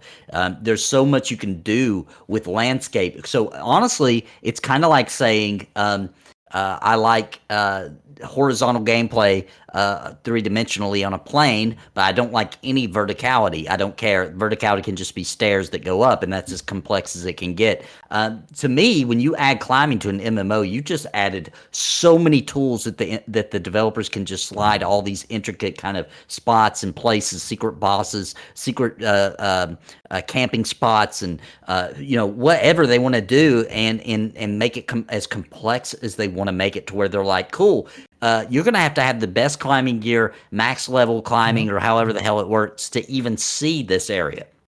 And then you're going to be looking up YouTube videos like, I'll never have all that, so let me just watch a video of somebody and see what it looks like. It just adds mystery to the world. Imagine just overcoming a big climbing area you've been trying to get through forever, and maybe there's not a ton going on at the top of it, but you look out and it's this crazy view. It's just like the coolest place to take a screenshot or something like that. Like, I just, oh man, I love the climbing.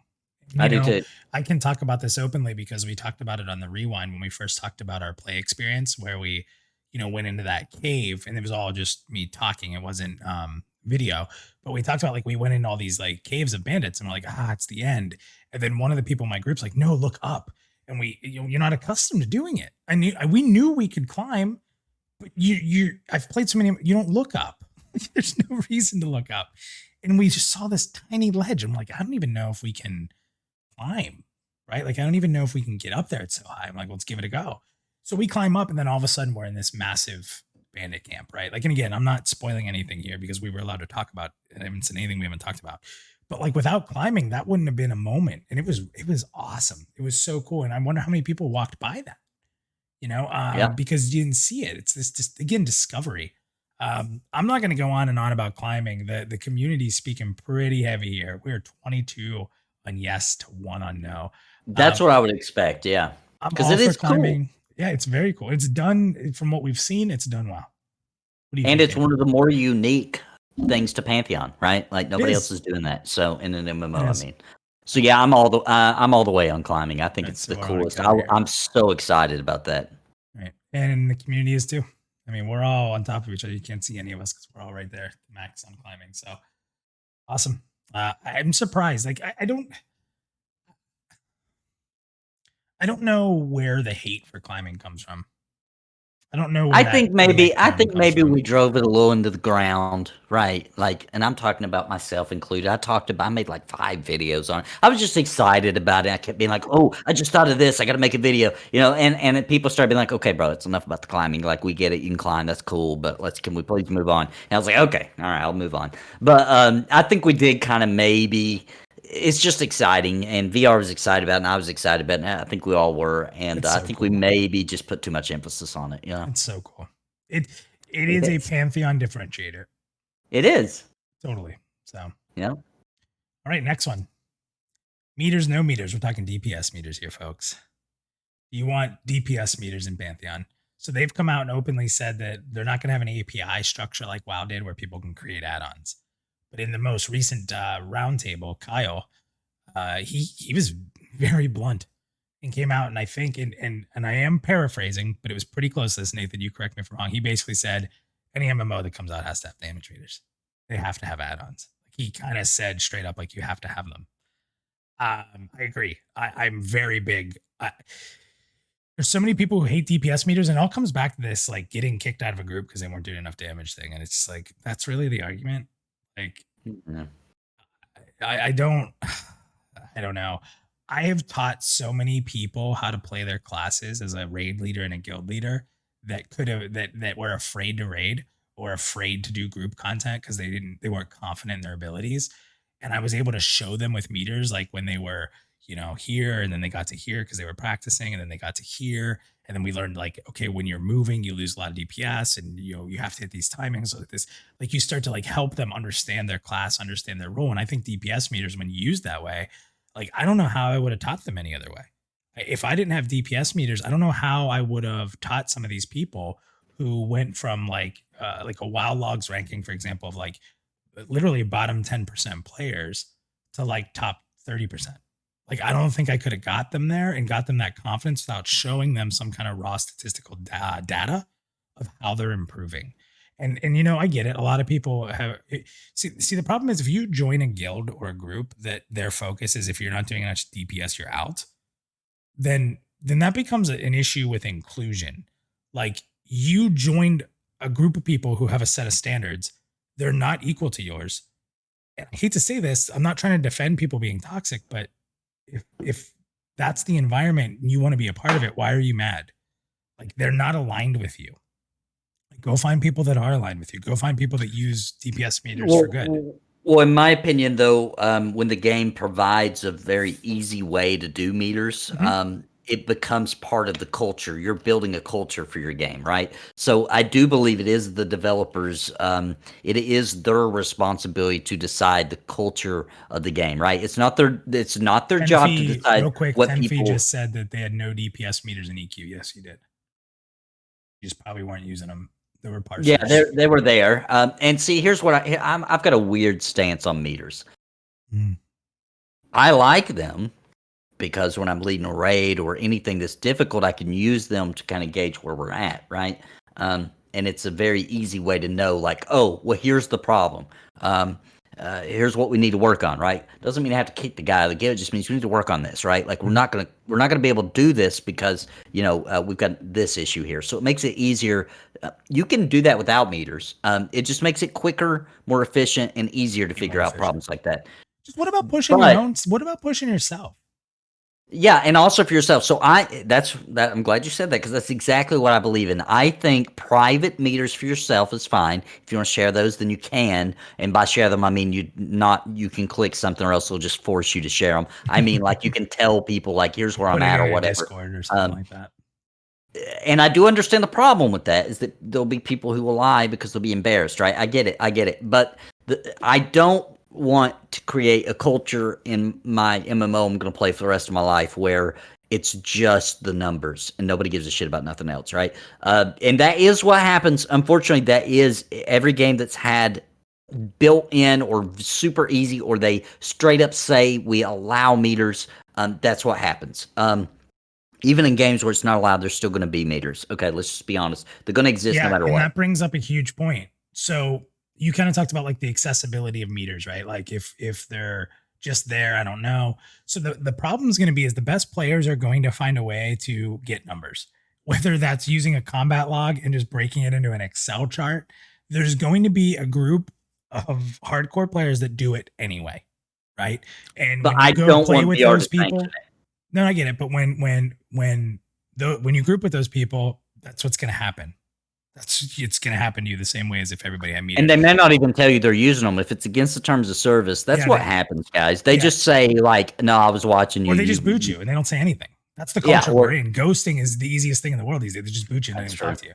So that's like for me, it's always been this huge thing. Like I used a lot of SimCraft in WoW. There's a program, it's an external program. You could load like a character shot in and it looks at your gear and it looks at your talents and it simulates out like 10,000 fights and kind of gives you all these numbers, right?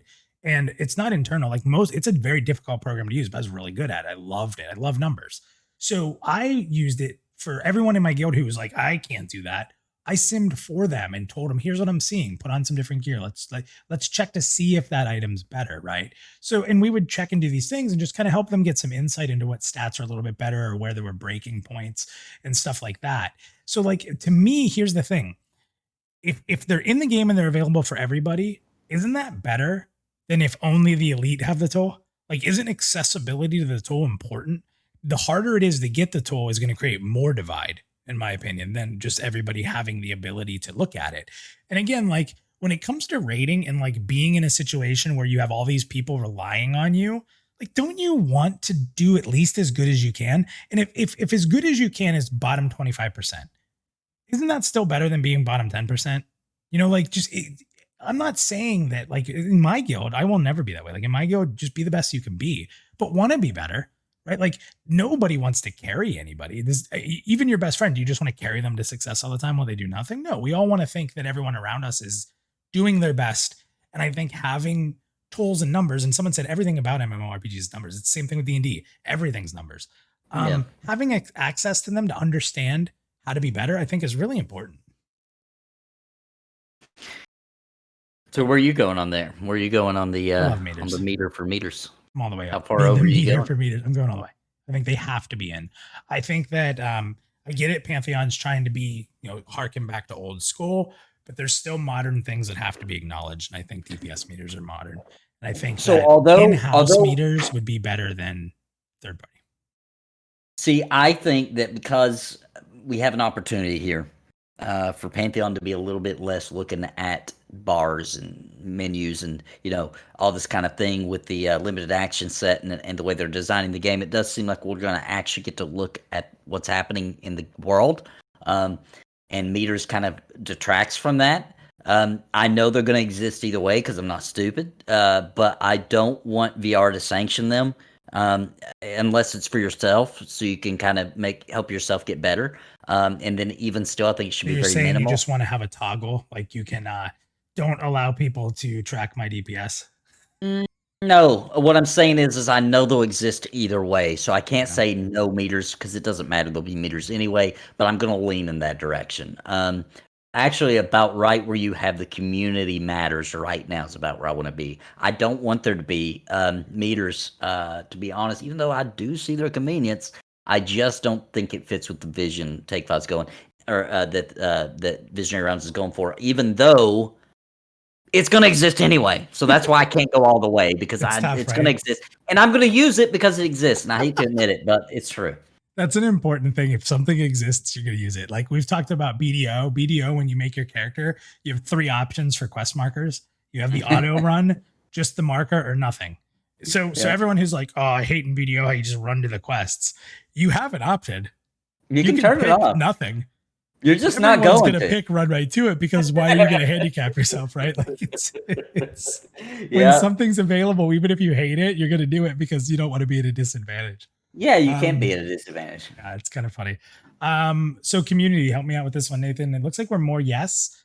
Yes, we are. A little more yes than no. Some in the middle. So we'd probably be a little more towards yes, not a ton. I think so, yeah.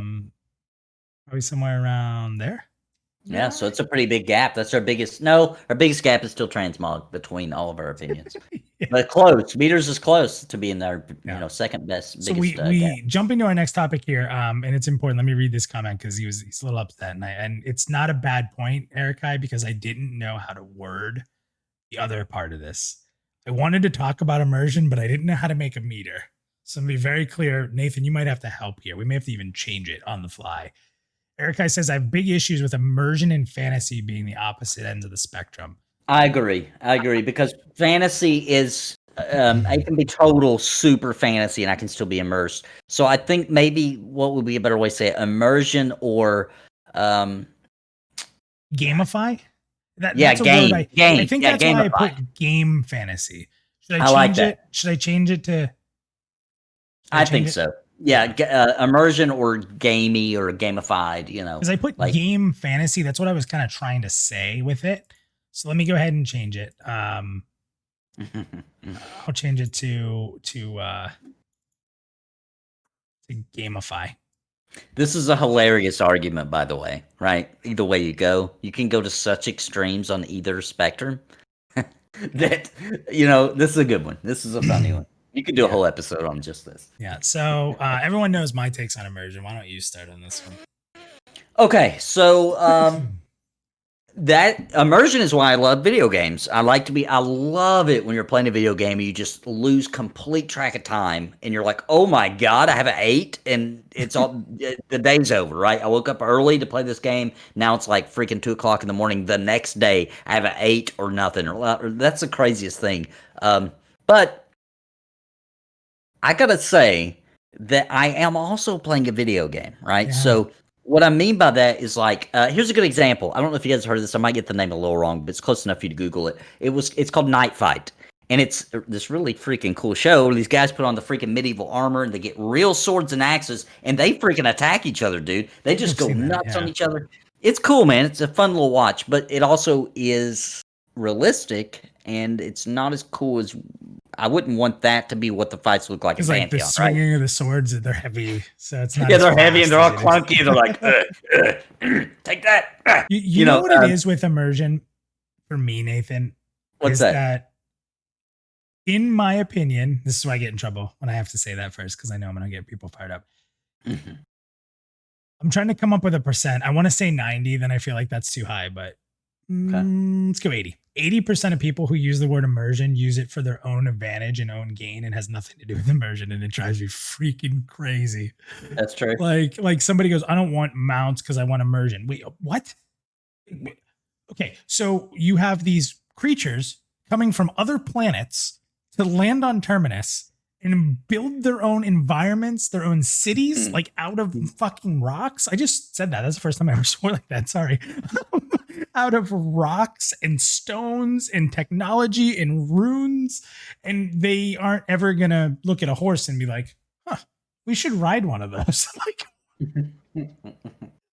what? So when I think of mounts and immersion breaking, I'm thinking of like when it gets a little crazy, right? Like adding a freaking Toyota to the game because it's a freaking promotional event, right? Yeah. Like that's stupid. I actually don't like it when they even do things like the gnomes because they're a little craftier, right? And they build a freaking motorcycle, right? Like, come on. Yeah. If you could do that, then that just changes everything in the world because if you can build machines like that, why the hell are we still, using swords and stuff, right? So I like a lower fantasy, and I still like it to be super immersive, but lower fantasy. I don't like this super high fantasy as much anymore as I get older. The older I get, the lesser I like that, right? Like Final Fantasy, right? That's super high fantasy. I like a lower fantasy, Yeah. where magic is still there, but it's still kind of like pretty realistic to medieval, except for you got crazy creatures and you have magic. Somebody, I read this somewhere. I wish I remembered where I read it. I just had my headphone pop. These are awful. I read this somewhere that somebody wrote immersion is if you ever are running around the game and you're playing and then you see something and you're like, why is that here? To me, Yeah. that's immersion. People break Yeah, I up agree. realism with immersion. Like if you're running around in that, you perfectly explain like the motorcycle, right? Like you're running around and then you're like, why is there a motorcycle here? Or like in Final Fantasy 14, it's the worst mount I've ever seen. They have the car from the Final Fantasy game, which Right. from 13 or 15, I don't know which one it was. 15, yeah. It's the worst thing in the world. When it drives by, I'm done playing the game. That's how bad it is. That is bad immersion. I think immersion to me shouldn't be anything tied to realism. It should be tied to like as I'm walking, if I see something that's so out of place, that breaks immersion for me.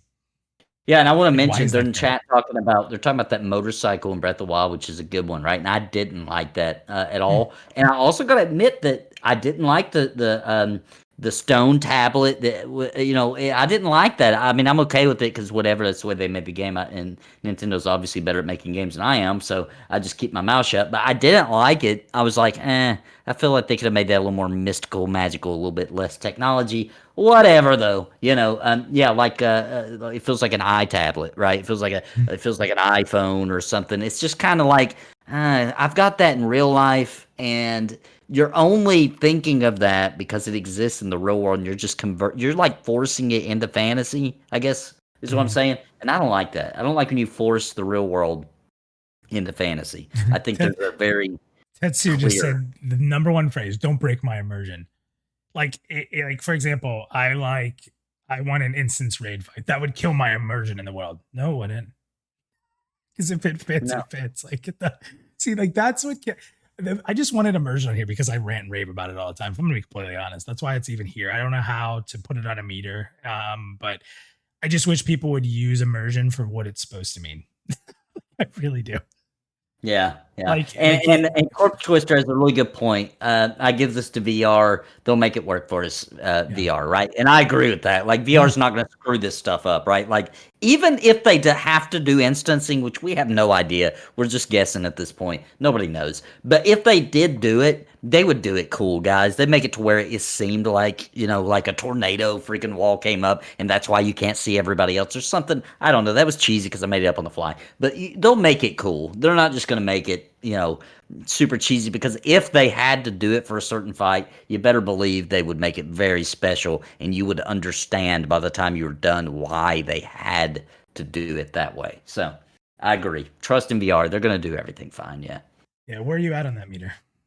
I'm I'm going to be leaning towards immersion, right? Okay. But I do also understand it's a game, so I can't go full immersion, or else it actually ruins the game, right? I don't Yeah, want yeah. to every moment be like, "Oh my god, this is like real life." Everything doesn't Um, need some kind of grandiose explanation. This rock here is only here in this area because of right. So a little bit further towards immersion, just a little bit, a couple more notches. that. Yeah, that's perfect. Yeah. Right. I'm gonna be pretty close to you. I'm gonna go in the middle. I'm kind of in the middle. I think that there's things that I don't mind if they're kind of out of the loop and it's just crazy because it's cool. Like if it's cool, like I'm good. Like if it's cool because it's fun and it's neat and it's hey, check that out. But if it's like, what the hell is that? That's where if it's neat and it's fun and it's a gamey thing and it's like, okay, this is still kind of cool. But if it's like ridiculously over the top, like bunny outfits, I'm just not into it. So yeah, I'm gonna be kind of in the middle on that one. Yeah, Um, I like this. Ultimisha said, "Immersion equals everything fits in the lore and artistic style of the game." Yes, yep. you set the lore at the beginning, and things need to stem from there. And once you get a little crazy off of there, things get silly. It just Let's starts actually somebody going somebody dumb. throw that in the Pantheon Plus U server or the Pantheon Plus server. Throw that comment in there from all Yeah, because we're gonna put that on Twitter and say from this point forward, this is what immersion means. So don't use it for any other reason. Thank you. yeah, yeah.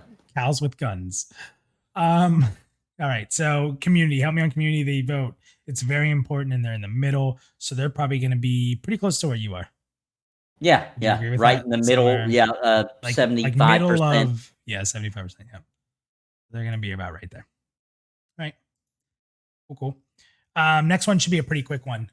So there's a lot of people that don't like any type of looking for group system.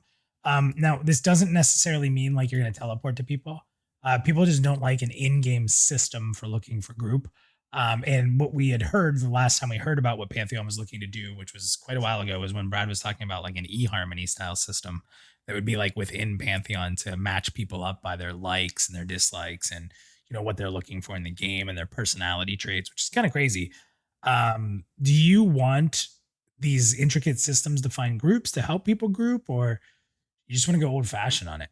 What do you think, Nathan? I like the old-fashioned approach. I think it works fine where you just say, "Hey, I'm looking for a freaking group for this content here," right? Like that's perfectly okay with me. I actually really enjoy just like um chilling out for a second, talking to people, trying to find a group, looking for somebody that needs my particular class, and maybe doing some solo dumb stuff, crafting. Sorry, crafting fans, I just called it dumb, but I'm a battle person. I'm a combat guy, so sorry, it is dumb to me. Oh, I hope somebody clips that. Clip I that just moment. offended the hell out of man. I've done so good for 3 years. I haven't accidentally slipped and called crafting dumb. Oh well, cat's out of the bag. I don't like crafting, but anyway, some It's just random doing stuff like dumb that. Stuff like crap. NFL, sorry. But anyway, just do something that I wouldn't normally do, right? Because I want to always be doing something combat related. So I'm cool with the old school system. I just lost some subs. So, so I'm gonna go I with. can't even breathe. See, Brad. I gotta say that when Brad McQuaid talked about all that crazy LFG stuff, that was like the only thing Brad's ever said that I was like, that's kind of silly. Like that's too Break much. your immersion. It broke my immersion. I was like, I don't care if somebody listens to Deftones. That doesn't mean I want to group with them. You know what I mean? Like, why you gotta go? So now we hate crafting and Deftones. Like that's no, I what like you're gonna do? Deftones. I'm saying like we might share that in common, but that doesn't mean I want to group with the person, right? Just because we both like Deftones, that doesn't make sense to me.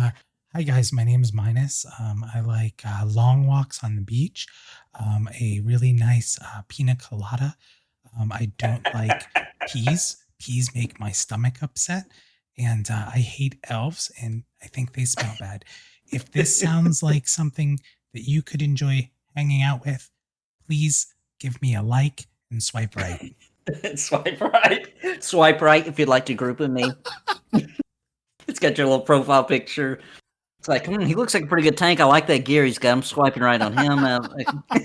That's Is just that a a little much. transmog or is that his real gear? I'm actually this one. You know what? I don't like LFG group. I don't even like the old school kind where it's just like I'm tagging myself as looking for group, and I'll show up on a list of people looking for group. I just think that's even silly. Like, I get it, multiple zones, and maybe you might get a group with another zone or whatever. So I'm gonna go almost all the way use chat. I'm almost like almost. where community matters is right now, and just a little bit further right. Just a little, yeah, perfect. Okay. All right. Ooh, we got in some trouble there. Yeah, I just called crafting dumb. Holy crap, I'm screwed. My career is over.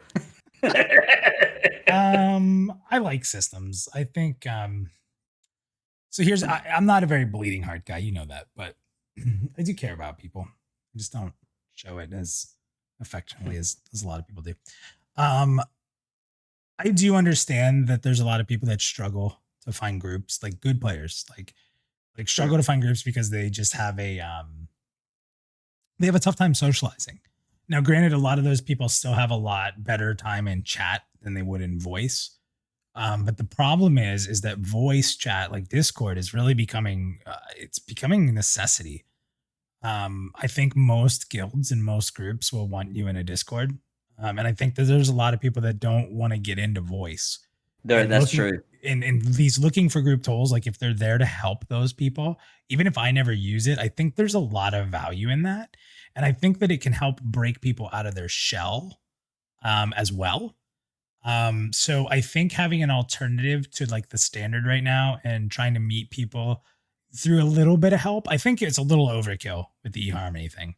I think you just have a neat little tool to pick what you're doing, keywords, filters like questing, this raid, this dungeon, this area, stuff like that. I think is pretty cool. And I think that with the whole 2 to 3 hour thing, I think it would be even cooler if you were able to um like schedule events. Like if you could say, hey, I'm looking for a group for Friday night and it's like Monday, sign Yeah, up if that'd be cool. you're available, like to like find like 5 people to group with you because you have 2 to 3 hours to play on a Friday night and you just want to make sure you have your group ready ahead of time. You could even maybe meet up in Discord ahead of time and plan it out, so like you could like have a little more control over your play session. I like that. I like that a lot. You know um what? You've changed my mind a little bit. I didn't think of I did and I knew that was true. I just didn't think of all the people, and I know it's true, dude. There's a lot of people that's their biggest fear going into Pantheon is having to go out and find a group, right? Like I yeah, like that so much that I forget but we're that there's also people. such social beings, man. Like, Right. and it's something that I sometimes I'll be honest, like sometimes when I talk to people, like because I'm very social, obviously you guys can tell from this and anyone who's ever talked to me, like I'll talk to everybody all day. I sometimes forget that there's people that aren't like me. Like I sometimes project myself onto people from that perspective. And Yeah. I have to take a step back. Like, and I do that a lot in business. Like I got to realize that there's different types of people who are still amazing at what they do, but they're not, they're introverted versus my extreme extroversion. Yeah. So I think And any tools most that can help. people are introverted, Yeah. honestly. Most It's not people are. obvious at So all, as it move boxes. me a little bit to the left of community matters because we do need some LFG tools, right? Like I don't necessarily, me personally, it's just doesn't. I don't find a whole lot of value in them, but definitely people do, right? Like, and MP also, says you strangers are scary, and I'm into it. yeah, I like strangers. I love it, dude. I love all that, dude. I like just some random dude that I just says, I'm yelling out like, "Hey, I need a DPS." Don't give a crap what it is. I don't even form unless it's a raid. Um, I don't even form parties based on anything. To be honest, I know that I need a healer, right? Or maybe I might need two or whatever. So I get my tank, maybe two tanks, maybe one healer, two healers, depending on the situation, what we're doing. And then I just don't care, dude. I'll just be like, "Oh, cool, a bard, you're in. Wizard, you're in. What? I don't care. I don't think about group composition unless it's super hard content because that's the fun of the game to me. Is just playing with random people and random classes and seeing how you can make it work. My Yeah, favorite it's that thing. whole viability. Like viability is more important than meta. Like I agree. meta, people are going to meta because people meta. Numbers are numbers. There's going to be a best. There's always a best way. There is like I've joked about this, but here's my beer. The best way to drink it is like this, not like this. Like this is the meta way. right? Like it sounds stupid, but every single thing you do in life has a best way to do it. So there's no way Yeah, you're going to stop a game that's built on numbers from having a meta. But the thing that's that true. can help against that is you can let meta people be meta and you can have viability. One of the problems in Yes. games with that is like, and we're getting so off topic here. But one of the problems in games that are meta only with no viability outside of it causes a lot of problems. And that causes a lot of issues with finding groups, kind of what you're talking about. Just take whoever, right? Yeah.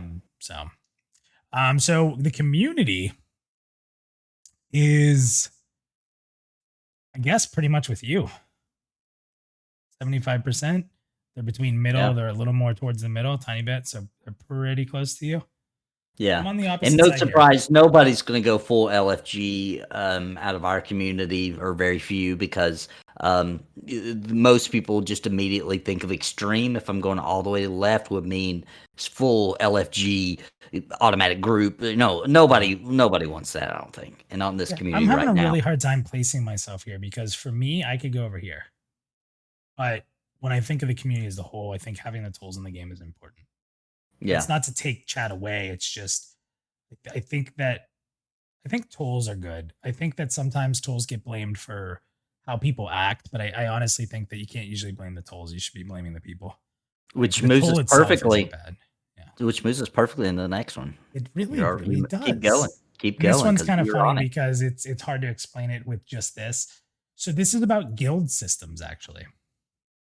Do you want a guild system that is full of in-game tools, recruiting tools, loot tools, roster tools, calendars, like progression of being in the guild, awards for tenure? Like, do you want like a really robust system, or do you want a pretty basic guild system that's kind of controlled with outside tools? Like a lot of people use like spreadsheets and discords and stuff like that. Do you want the in-game experience for guilds to be really robust, or do you just kind of want it to be kind of basic and then let guilds do their own thing? Um, I'll start. You can start that one, Nathan. No, go ahead. Go ahead. I Okay. think you're. I'm very big into tools. We mentioned this earlier. We are in a culture where it's very easy for people to ghost. I hate it. I hate it so much, man. Like, I would rather somebody flip out on me, call me every name in the book, invalidate everything I said, be completely rude to me than to ghost me. Because I just don't see ghosting as an efficient way to evolve as a human being. It's a cowardly approach. Let's be It's honest. and just so like in games right now, let's say you have a bad experience in a raid, but you've like there seems to be a lack of value in past positive experiences. Like if you have a relationship with somebody for a year and it's phenomenal, and you have one big disagreement and then it's over because you get ghosted, that's crap. Like there's value in the past, there's value in history. And what I'd really like to see in guilds is like, a lot of gaming right now, guilds are just people just hop around. They'll stay in Yeah. while there's a benefit and the relationship's good. And as soon as there's a sign of trouble, they leave. And it's what causes a lot of causes a lot of issues for guilds because there's not a reason to stick around and work things out. And I think like a 10-year system where like if you're in a guild longer, you get extra benefits, like where you if you stuck it out and you're a core member and you build this tenure, like that you get actual in-game benefits from it. Now, the reverse is be like, well, what if you have a crazy guild leader and he kicks you out and you lose your tenure? Okay, there's going to be situations like that. And But that's okay, right? Because yeah, that's a reputation on the server type issue, right? yeah, Which we all probably want. So yeah.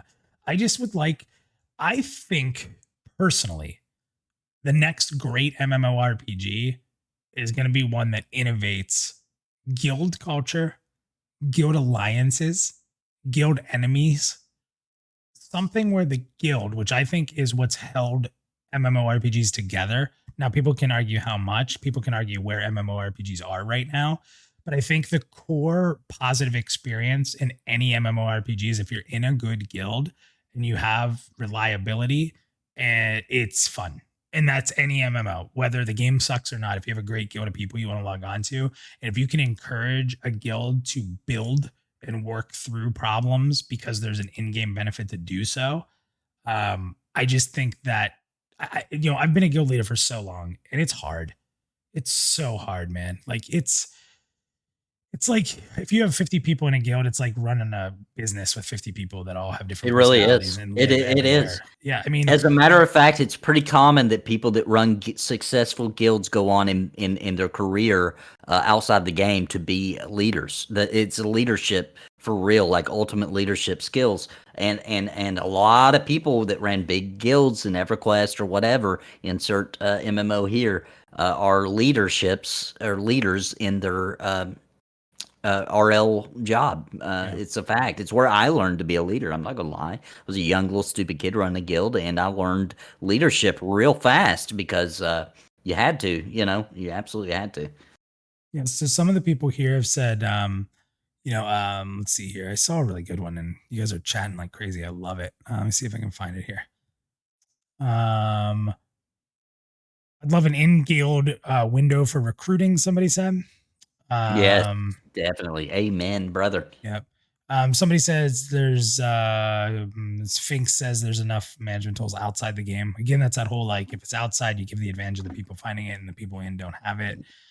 Um, And let's be honest. So a lot of people, and I get it. I don't really like it either. You don't want to leave the game and have to go and apply on the yeah, website. I yeah. think that's so dumb, You dude. know what it Like does? the You know what it game should does? have what's that? It breaks my immersion. It does. That's a good one. It breaks your immersion, and it just feels like real world, right? It feels like this lame like process like you're trying to get a job, and Yeah, to me it also it hurts that first impression with the guild. To me, it just feels like there's this disconnect. Like they're not really. I'm just gonna be some random dude. Like I'll be lucky if I even get in, and it's not. They're not gonna give a shit about me when I get in. It's gonna take a year for them to. That's just what it feels like. That's usually not true, but that's how it feels like. And I think the more tools, the merrier, right? Like EverQuest 2 had a very extensive, especially for its age, guild tool. World of Warcraft had innovated and added a lot of things. That EverQuest 2 also had, like calendars, hmm, freaking guild it's a calendars, good dude, kid. Yeah, epic. calendar system was good. I don't want to ever even play an MMO that doesn't have it anymore. I'm not gonna lie. That's like that needs to be in the game. Calendars, ways to recruit people in game, ways for people to find your guild in the game. A looking for guild, I'm all for. Where you can Mhm. say like, here's the things I'm interested in. I like to role play, or I like to run dungeons. I like to help lobbies. And you can set a few things. And I don't think you should be able to put all of them. That's another thing that gets on my nerves, right? Like, don't make it to where I can put every option as my guild. That's lame. Your guild doesn't do all that. Quit lying. You know what I mean? You don't Yeah, do all that. You might sometimes go help lobbies, but some are like I've been in guilds so many times, so is everybody else, where they'll be like, yeah, we do everything. We do PvP, we do this, we do everything in the game. And you join it, it's a raid guild. And you're like, yeah. why didn't you just say that? Like why did you lie? Like what was the point of that? Like so I think you should be limited on so many options you can say your guild focuses on, right? Then in the description you can say, but sometimes we do this and that as well, blah, blah, blah. And then people can find the guild they want, blah, blah, blah. I'm all for the tools on guilds, dude, because guilds is what makes people stay in the game. It's what make people enjoy the game. It's what makes people... Zelik just said we're a hardcore, casual, leveling, family-oriented raid guild. Yes, thank you. God, stop. No, you're not. No, you're not. Or the people, and it just gets so silly, dude. Another thing gets on my nerves with guilds when they're like, "We're an adult guild." Like, does that mean you like Is there erotic sex? role play? Like Is there that? sex? What do you mean by that? Like, so yeah, I think guilds are super important. I think it's the most important thing in the game, dude. That's the only thing that makes me keep playing the game. Without a guild that's super awesome and fun, and I got friends in it, I'm not going to keep playing the game. I'm not. So. More options, the better. Yeah, yeah. I'm with you here. I'll move all mine the way first. on that one. Yeah, I'm way over there, all the way. I think this is a key. I really do. I think that a game who makes a very strong like there's not a lot of great guild systems out there. No, They're not. They're all pretty lean. yeah, I think it's a big deal. Lexer said this one time. I'll never forget it. He said, "I hate it when an MMO has a guild and it's just a glorified chat channel." Yeah. That's true, dude. That's And like bullshit. I said, then if you have these intricate guild systems and then there's a reason to form an alliance with another guild, that's awesome. or there's a reason to form a rivalry with another guild, and you can get some kind of benefit from that. I just think that's really really cool. I I don't know. agree. And there's some hilarious conversation in I'm chat. seeing it. Well, that's your fault for the adult guild. We're adult Yeah, well, only. it just bothers me. It's You like, know what the does best that part even I mean? always liked about guilds? 18 plus. Yeah, because no Yeah. 17-year-old's gonna be like, yeah, I'm 18. Right. It's It's like probably ran by it's like 17 year certain olds. sites I won't discuss where it's like, are you over 18? Yes, of course I am. Yeah, yeah. You remember when the internet was new and you try to convince adults like you can't go to those websites. You have to be 18. I'm not 18. You can't go there. I can't do that. I can't look. I'm not looking at that. I can't. I'm not 18. What are you talking about? Put your birthday in. Oh yeah, everyone's born on 1/1/1970. You know I'm not good at math, Mom. I don't know how to do that. I can't.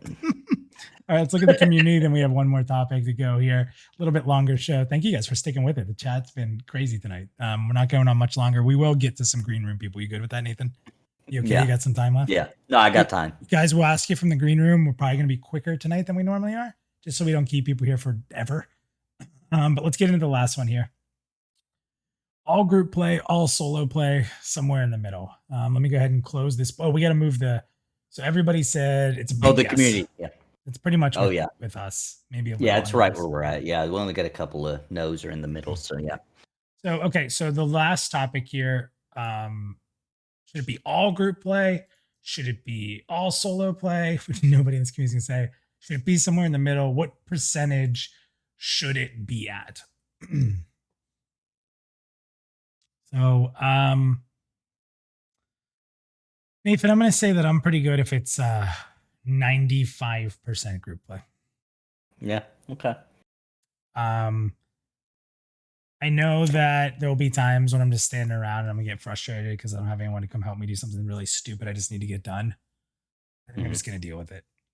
The funny part is though, is that a lot of this argument comes from EQ fans, where they say you had to group for everything.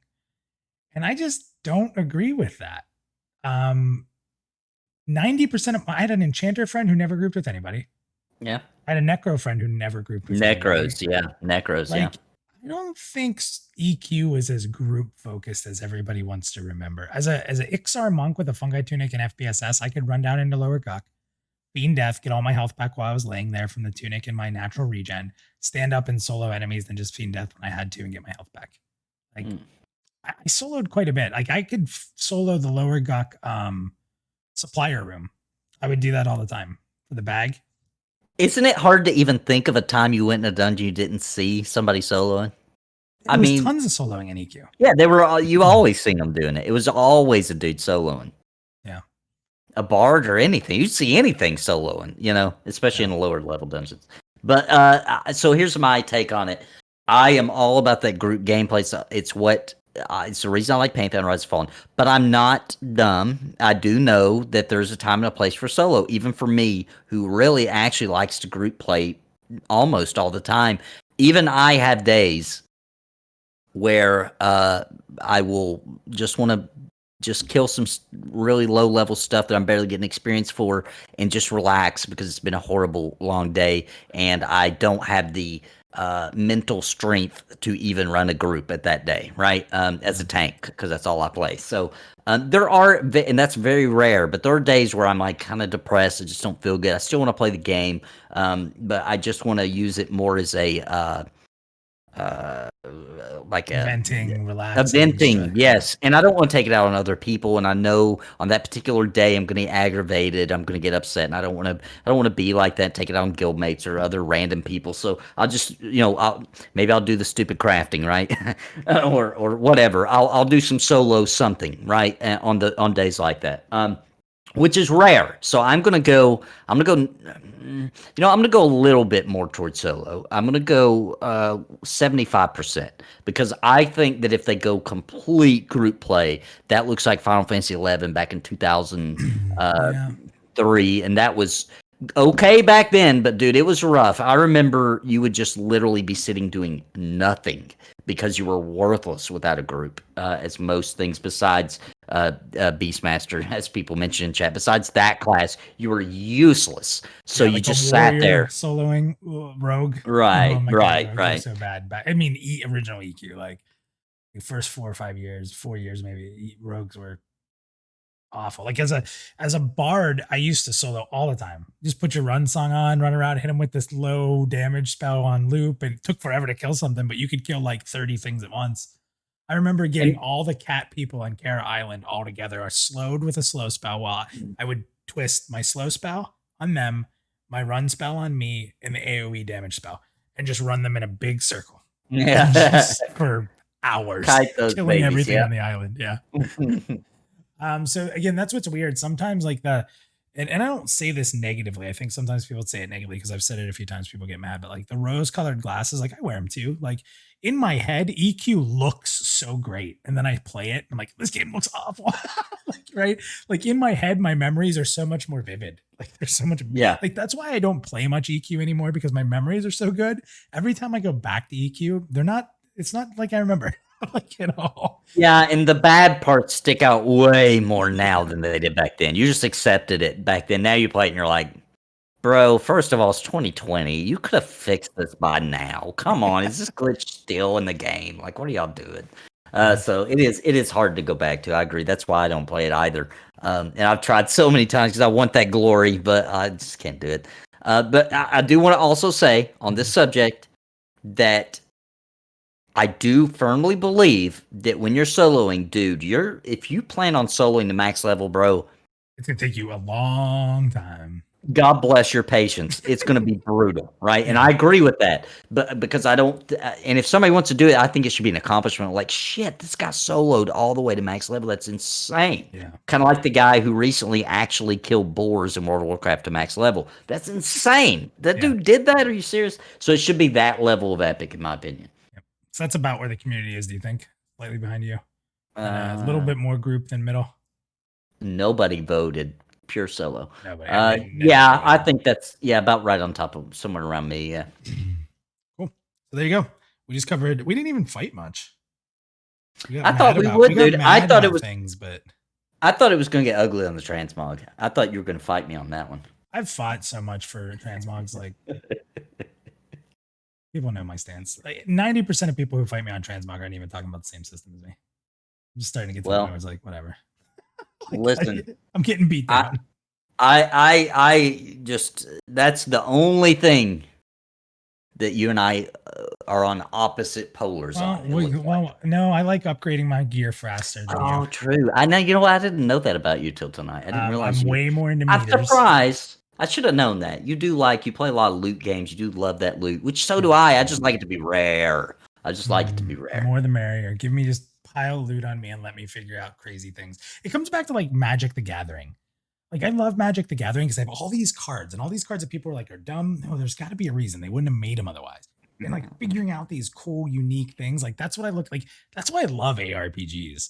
Like it's I mean, I like MMOs more, but it's cool to me. And like in WoW, like when you got a raid set and you changed that's another thing I like about gear. I like gear that changes how you play. Because I don't want to figure out how to play a rogue at level 20, and that's the way I play for the rest of my life. I want gear that makes different abilities different so that I actually have to relearn my class to be efficient in the newer content or with the newer gear, or just because it lets me change, right? I love that. So that gear to me, you can have all the abilities in the world and you can make them all there, but gear should impact stuff so much. It's like just this intricate puzzle of different ways to play and to play how you want to play. And it's all gear for me. So yeah. All right, so let's open it up. This is a long show. We usually go an hour 45. We're already 2 hours in. Green Room, apologize. We're going to be quick with you tonight. I'm going to call your name, bring you in, talk about the topic you want to talk about, what you disagree with, ask a question. We're going to be kind of quick tonight. So sorry about that. Lots of topics here. I'm surprised we even got through it in 2 hours. So here we go. Let's start. I'm going to start from the bottom up. Zelik, we're going to bring you in first. So I'm going to be bringing you into the chat here in 5, 4, 3, 2, 1. What's up, Zelik? How are you? Hey. Doing good, guys. How are you guys doing? Doing real good. Doing real good. All right. So if you had to jump in on something important to you here, what would it be? So I'm just going to cue off first by saying I like that you disagreed with me 100% on the earlier tonight. I love you too, brother. So that's really all I wanted to say, man. No hard feelings. I love when somebody can disagree and not get upset about it. That's what it's about. It is. It really is. That's how you make friends these days. Because Yeah, it's just that's the thing, man. That's disagreeing is what builds character. Like having I don't know. I can go into that forever, but well said, man. Thank you. Appreciate that.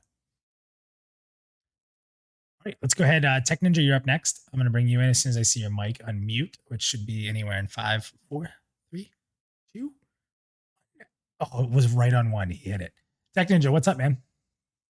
Oh man, how you guys doing tonight? Thank you Doing for good. I'm the gonna show. turn you up a little bit. I think probably a little quiet for people here. So let me turn you up. So, what about you, man? What's something that stood out tonight? What's a topic you want to kind of talk about? What's a category you disagree with or agree with? Like, what was a big point for you? Well, both you guys have the same mindset, where you see meters and then more tools. I'm just curious how you want to see that implemented. Do you think that should be developer side, or do you think that could be introduced as individuals in the community, add-ons, XML, API? Thank you very much. I'm gonna bow out. Awesome. Thanks, man. That is a great question. Nathan, do you want to go or do you want me to go on that one first? Are we talking about specifically for meters and guild Add-ons. tools? Like Just the tools add-ons in in game. general. No, well, the tools in game. Do you want VR to make them, or do you want players For to be the able to make guild, them? I do. For the guild, I do. For meters, like I said, I'm going to use them because somebody's going to make them no matter what, right? So I want those to be made by the community because I'm going to secretly use them and never say that I'm using them, right? Because it'll probably be against the terms of service. So I'm going to secretly use them. I'm going to be terrified I'm going to lose my account the whole time, but I can't help it. I'm going to use them. I think that VR needs to focus on tools that help guilds big time. And on everything else, they need to be minimalistic. And the reason I say that is this is the only time I've ever seen an opportunity for a tab target MMO, which is the only kind of MMO I want to play, where they're trying to make us look less at the UI and more at the game. So I want to keep that. When Jabba said that quite a while ago, I was so excited. Like, thank God, I've been saying that forever. I'm so sick of just looking at all the UI all the time and only through my peripheral I'm seeing the actual game and all the love they put into the game. So minimalistic on all tools from VR except for Guild. Go deep and heavy on that. That's the way I feel. It's interesting. It's an interesting question. So for those of you that didn't know much about me before this, which is pretty much everybody, or hasn't listened to some of the podcasts where I've explained like what I did before Pantheon Plus, I was a huge WoW add-ons guy. Huge. Like I made a couple videos about some that I found that I really liked that I found myself teaching my guild from time to time. So I started making videos so I could just direct my guild members to them so I didn't have to sit there and re-explain it 1,000 times. I would download add-ons just to see what it did, play with the functionality, see what you could change, see what you could create. There was an add-on called Power or Weak Auras. It started as Power Wars, then it got dropped and someone picked it up and renamed it Weak Auras, like as a homage to them. And you could make alerts and stuff for anything happening in the game. You just had to know how to do it. It was tricky. Like you could have something pop up and make a sound whenever one of your dots fell off. You could give it a 5-second warning. So you could make all these triggers and stuff so that you could, you could analyze where you struggled as a player and allow these add-ons to help you with cues, whether it was visual or audio. You still had to perform. It wouldn't do it for you. But if you said, I'm really bad at tracking my add-on, like my dots, for example, like I want something to help me a little bit. They're huge. They were really fun. But it's interesting because as much as I love add-ons and I think they add to the value, and I think there's this really cool community piece of it, right? Like these people are making these mods. Blizzard had to be careful too. Like there was a person who made a mod. It was banned like this. I don't know if you know about this, Nathan. It drew on the world. They made a mod that literally drew the boss fight out for you and read the boss's randomness. So literally it would show you where to stand by putting markers on the ground. Like all you had to do is like run to these spots. It was crazy. I don't know how this person developed it. But like WoW's like, whoa, this needs to go away, and they banned it. So they allowed people to make mods, but they would also ban mods. It's very, to me, like I like it. It's resource intensive. I don't know if VR could give out all these tools to the game and it wouldn't result in a lot of exploiting, whereas Blizzard could modify it a lot more.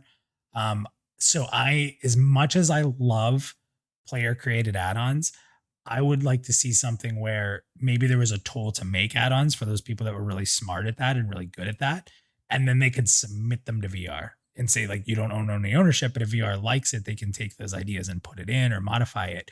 I would like that. I wouldn't like That'd to be see cool. the add-ons being able to just be put into our folder like you can in WoW until they discover that it's a bad idea. So I'm more on the side of them being in game, um, where you can enable them or disable them, or install or or delete them. As much as I love add-ons, I think it would be a pretty big undertaking for VR to manage the exploiting side of it. So Yeah, and chat brought up a really good point too about it is kind of annoying with the management of add-ons to a point where this group requires you have XYZ, and this one wants and we did, you know. even though we're a casual group, there were certain things like please have these, like because we can't call it out for you. So Yeah, I don't. That is kind of an annoying. So I'd love for the game to launch with no add-ons, right? Let them get a little time, let the game get its bearings, and then we can approach that subject as the game gets a little older, right? yeah, like I said, I think if anything, I would like to see it VR in house, like damage meters in house, guild tools in house, things like that. That's a great question. That's a great question. Yeah, that is a good one. Yeah. Let's grab Lucille. Lucille, we're bringing you in 5, 4, 3, 2, 1. Lucille, what's up? What's your question or topic you wanted to discuss quickly tonight? The one I wanted to discuss was open world. Ooh, okay. What's your take on it? I like maybe I don't know how you would be able to do this, but like have open world, but only have a certain number of people or like a certain raid group that's able to take part. Okay. Okay. All right, Lucille, I'm going to toss you out. We'll answer that question. Thank you. Appreciate it. So it's interesting. You know what I thought of right away was EQ2 starting. Is that what it's called? Like Yeah.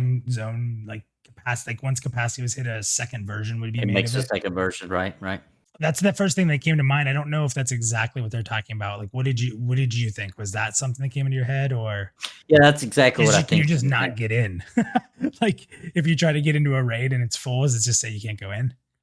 Well, I mean, if it was completely open world, and then that would be what it was, right? Like the door shuts and they're really in there, you know. So, the thing is like sharding is okay. It doesn't. It has some nuances that are annoying, you know, and it does. I think it does take away from the world, and it also opens the door for some exploiting as well. It's especially when they make it, you know, a PvP, which I get it. That's not a big deal, but still, I have to bring it up.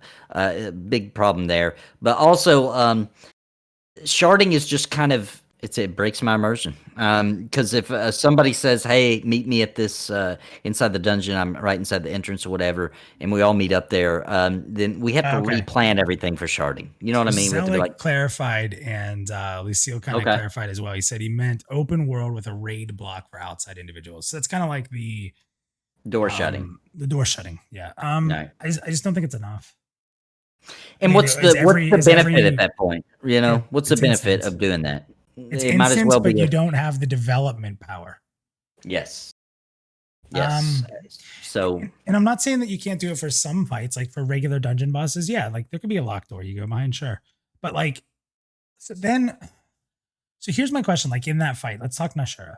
Let's say some people jumped in there and they were just standing by the door, and as soon as the group goes in, they run in, right? So now you have these other people in there. Now, does Nashura just kill those people or make them, you know, they're not part of the fight, but they can be in there and they're in the way? Do they disappear and phase out? Like, and that's more development time. it's That's all more development. development time It's to all make si- all these rules and yeah. you know. And what's the point? You're getting no benefit at that point. You know, it might as well be instance. You know what I like? I like the EverQuest did a lot, and so did lots of other games, where it's like you have to get the key, right? You have to go run around. You got to find the key. You got to get this and that, and then you finally get to where you can go into that final boss room or whatever. And people are going in at random times, right? And then just instance it. it's going to look fine. It's going to look like they got the key and they got to go in. We talked about it before. I don't understand building a ton of systems to get the exact benefit of instance with way more work and also still losing a lot of what you just get from the instance. Like you make it instance without the accessibility of creation. Right, and they did keep progression, which I do like. Keep progression. I think that you get to a certain point where it's like you might as well just instance that fight too, right? Like I if there's do like one guard with the key, like yeah. So like still, I think they should still gate content sometimes through keep progression, but then just instance that one fight at the end. Why not? Right? Like just make your life easier, VR, and just. That's the way I feel about it. All right, let's grab Hoye. He says he's on this topic as well. So grab Hoye. Hoye is coming in 5, 4, 3, 2, 1. Hoye, what's up, man? Hey guys, how are you? Good. What's so up, you Hoye? said you're on that topic as well, so I figured I'd bring you in. I commented on Basgram's little post too. I think it's kind of easy. So first of all, I'll say I was with you. I wanted instance raids to begin with. But now I'm kind of leaning more towards I kind of like to at least just see what the whole open zone raid is and just kind of check it out. But, I think there's kind of an easy solution. And I think it's just to simply just lock that encounter to where it's not an instance. Everything's still happening right there. But think of some of the hard fights you've done. Like, wouldn't people running around casting spells being idiots be a huge distraction? So I think so there are definitely some positives and negatives to this. And one of the negatives is that visually it can be visually obstructed. Let's say for example, there's one boss where you got to run over here and click this thing. And just like every WoW server you play where you have 30,000 mounts on the mailbox, on the thing you have to click, Yeah, so I can see that being something, but that could possibly be something that VR gets involved with as far as griefing or something like that, which is kind of, I don't think they have manpower, and that is one of the definite downsides. But another way to sort of combat that is, it's where like if I pull the raid mob, first hit, even if it's a miss or whatever, now my entire raid and that mob is locked, so nobody can heal us. Nobody can debuff the mob, nothing like that. No outside influence. But the raid mob could still actually AoE and hit things that are around it too. So that would be something that could kind of negate that a little bit too. What about people training your group? So that's what I was thinking about too, is that, in that specific zone or that raid or something, or maybe within X amount of yards of that mob or something, the NPCs have a slightly different behavior to where if that NPC has any kind of hate list, whether like, for example, Nathan, if you play a monk and you run past that guy, even though you didn't engage him, that mob now has a hate because you're the only one he's even seen. So he goes after you and you go run into my raid. Well, that mob has a hate list. So it just negates any kind of, training or that kind of thing. Even if we AoE it or something like that, it would just be, kind of nullified, I guess, in a way. You'd have to obviously program that. See, the thing is and this is the problem. Every like little thing becomes a new system. Yeah, but I don't think it would be that much though. I mean, you're just kind of, I mean, I'm not a programmer, but it seems like you're just kind of programming the hate list a little bit different, that kind of thing, So already what I'm thinking of, right? So I'm already thinking of strategies I would do, right? Because as soon as I hear a mechanic, I'm thinking like, okay, how do I use this to my advantage? I think that's how most people are, and I'm not the only a-hole. So I'm thinking like, okay, if I know there's a raid fight nearby, right? And it's usually camped, it's pretty popular, right? And I'm leveling up, and I get a lot of mobs on me, no problem. Let's run it to the raid boss. It'll get off of everybody and we'll be cool. We'll just hang out near the raid boss, bothering the people trying to do the raid, but we'll survive, right? So it gets pretty complicated. I think VR could do it, and I think they would rather probably do this complicated kind of thing, right? It just gets to a point where it's like, is it really worth it? You know what I mean? Like, when you can, and what I'm saying is, still we need open world bosses and open world raid fights where just people can just pile in and just go wild over it, and it gets stronger as more people come, and all the things they've talked about in the past. That needs to be in the game because we've been told that, and we're already excited And about it. like people, somebody said earlier that I was using an edge case too when I talked about like the world falling. But what about like teleporting? Like, what if you're fighting an enemy in a room and two portals open up and the group has to split into two to go do something to get back into the boss fight? How do you do that in a non-instance? Like, it's not just I mean, changing you could environment; just, it's a lot. I mean, you could just have them blip into somewhere else that you just can't see, I guess. I mean, I'm not really exactly sure. Like I said, there's pros and cons, I think. Yeah, of course, of course. And more, but I none mean, of us are programmers. Keep that in yeah. mind. So even when we're talking, it's not like we're programmers either. But So I mean, I've had like different instances in like open worlds where I stand on this teleporter and I was immediately teleported to the 10th floor of a tower or something like that, and it was seamless and whatnot. So maybe it's not necessarily that wherever you're going into a magical universe or something, it could still be in that world. It's just somewhere you can't see it. Yeah, I like that. Yeah. yeah, I think the end of the day, it just comes down to this to me. I have not heard, and please understand, I'm not trying to belittle anybody's point. I have not heard any positive to open world raid. I don't know what I gain from open world raid. So I'm not exactly Nobody's- sure about that either. Yeah, it's weird, honestly. right? It's because it's so passionate. People are so passionate about it, but like nobody's been able to sit down with me and convince me like this is a really cool aspect of an open raid boss, not open world. Open world boss up on in East Corona and you're fighting with 700. That's cool, but in a larger scale dungeon made for 40 people, nobody's convinced me that anything about open raid is cool or fun. Like some people say, like, well, you get to watch the raid happen. Why? How many people are gonna do that? That's what YouTube's for. Yeah. Yeah. And so that's what I'm still kind of on the fence. I'm kind of mostly just intrigued to see how the open zone works. Yeah. But like you The said, zone man, is like, cool. I hate having, I like having raid nights. I log in, Yeah. we start pulling, we start killing, and I would just be pissed off if I go to raid night, my favorite night of the week, and then I got to sit for You 2.5 don't do anything. hours. Yep, you don't get any chance. That would be shitty. For guilds to be successful, everybody talks about the socialization of the world. There has to be socialization for the guild too. And I think that there's tons of socialization for the world with open dungeons, open raid zones that you can have raid boss fights be for the guild. I think it's okay. I don't think you lose a lot of social there. So, but yeah, we're gonna jump to the next person. Awesome stuff, man. Thank you. Yeah. So real quick, competition is the only argument.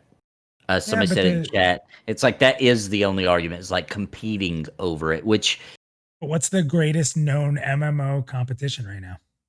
Whether you like it or not, World First fights on Twitch. They're the most popular. Yeah, true. I think that competing to get the right to fight a super hard boss, and we're only talking about the boss here, not the whole raid, right? Just the boss, the final super cool, few of them kind of thing. That's not the competition. The competition shouldn't be that. It's being good enough to beat it. Yeah, right. That's such a good point. I love you so much. The competition should be player versus game, not player versus chance. Yeah, it's PvE, not Everybody PvE. hates RNG. Isn't that like the most RNG thing ever? To get a chance. It really is. Like, are we going to get lucky enough to possibly get and get to even try to fight the boss, right? Like, and that has a place where it's like, am I lucky enough to be logged on when these crazy amounts of different triggering effects happen for this world boss, right? Now, there's your RNG fight. There's your competition. Like, we had to work really hard. The server had to come together to make this world boss appear so that we could all work together to fight and kill it. There's your competition. But then everybody's working together, and it becomes a social event, right? Where everybody works together and there's bodies flying everywhere and you got people just constantly raising. Like, that's what they do. They come just to raise dead people. That's awesome. And that needs to be in the game as well, but that's different than a guild building exercise of a super hard raid fight. All right, we got a couple more. I don't know if we're going to be able to get to everyone tonight. We're almost at 2.5 hours. It's the longest Pantheon Plus you ever. Nathan, thank you for sticking along so long. Let's get to a couple more. Let's get to Tetsu. Tetsu, we're going to bring you in 5, 4, 3, 2, Hey Tetsu, what's up? I love you, Tetsu. Oh, he's muted. Your mic's muted, Tetsu. Try again. All right, we're gonna have to move him out. 5, 4. Oh no, Tetsu. All right, I'm gonna move him back. Tetsu, we'll try one more time. Oh, wait, he said, hold on, we're bringing him back. Okay, you're back. Oh, okay. All right. Sorry about that. What's up, Tetsu? What's up? Hey, no, hey there. Hey, so I was just, I just wanted to comment regarding the meters. And so regarding the meters, you guys did Minus Rat actually kind of I voted, but he moved my, my vote a little bit. And usually I disagree with Minus quite a bit. You and many others, my friend.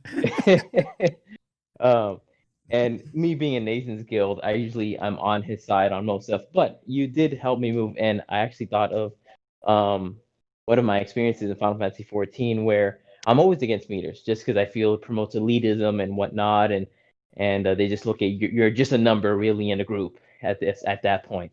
But it did help me get through a certain raid in Final Fantasy 14, and it was because the point that you made was, if you're in a guild and that's what they're about. In this situation, it was a guild regarding just, it was raid content. We were there to beat raids, and that's what I was there for. And so, yes, it was helpful in that instance. And they were cool. They weren't jerks. They weren't elitists or whatever it was. So, yeah, in that instance, that's what the guild was about, to your point, and it helped out. So I can see the benefit of it. So it helped move my vote towards yes on meters. But I still lean against it for the most part, because it can be used if you're just in a pug, or if you just got elitist jerks or whatever it is, that then you become just a number. And so I don't really like it, but kind of the last comment that Nathan made is, it's there, and if something's there, and it was discussed during the stream, if it's there, people are going to use it. I wouldn't say it's a necessary evil, because it's not really evil, but it's a tool. It's there, it's going to be used. So I don't really like it, but it's there and it can be used for good. And so I just want to give you props on that, because you did move me over on that aspect of it.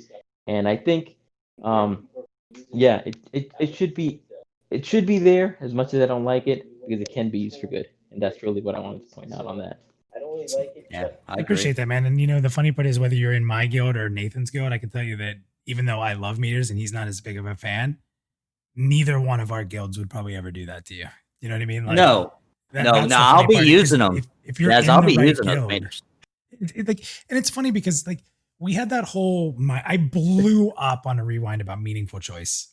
I flipped out. People were so mad because I actually was telling people that their points on the forums were awful, because everybody was talking about the game. If I do this factual thing, no, we're playing MMORPGs. It's about the freaking people you play with, and not one person mentioned social interaction. MMORPGs are about socialness. They're about people. You're gonna have good people, you're gonna have bad people, and if you align with the right people, any MMO can be fun, because you log in for the people. Yes, there's things in the game you like doing, but when you have great people to log into, it's the reason you log in. Somebody said that they don't want to be forced to log into the game because of dailies. The reason I always logged into WoW was because I couldn't wait to see what everyone was up to. And I just, if you find that right group, nothing, a lot of the negatives go away. So definitely.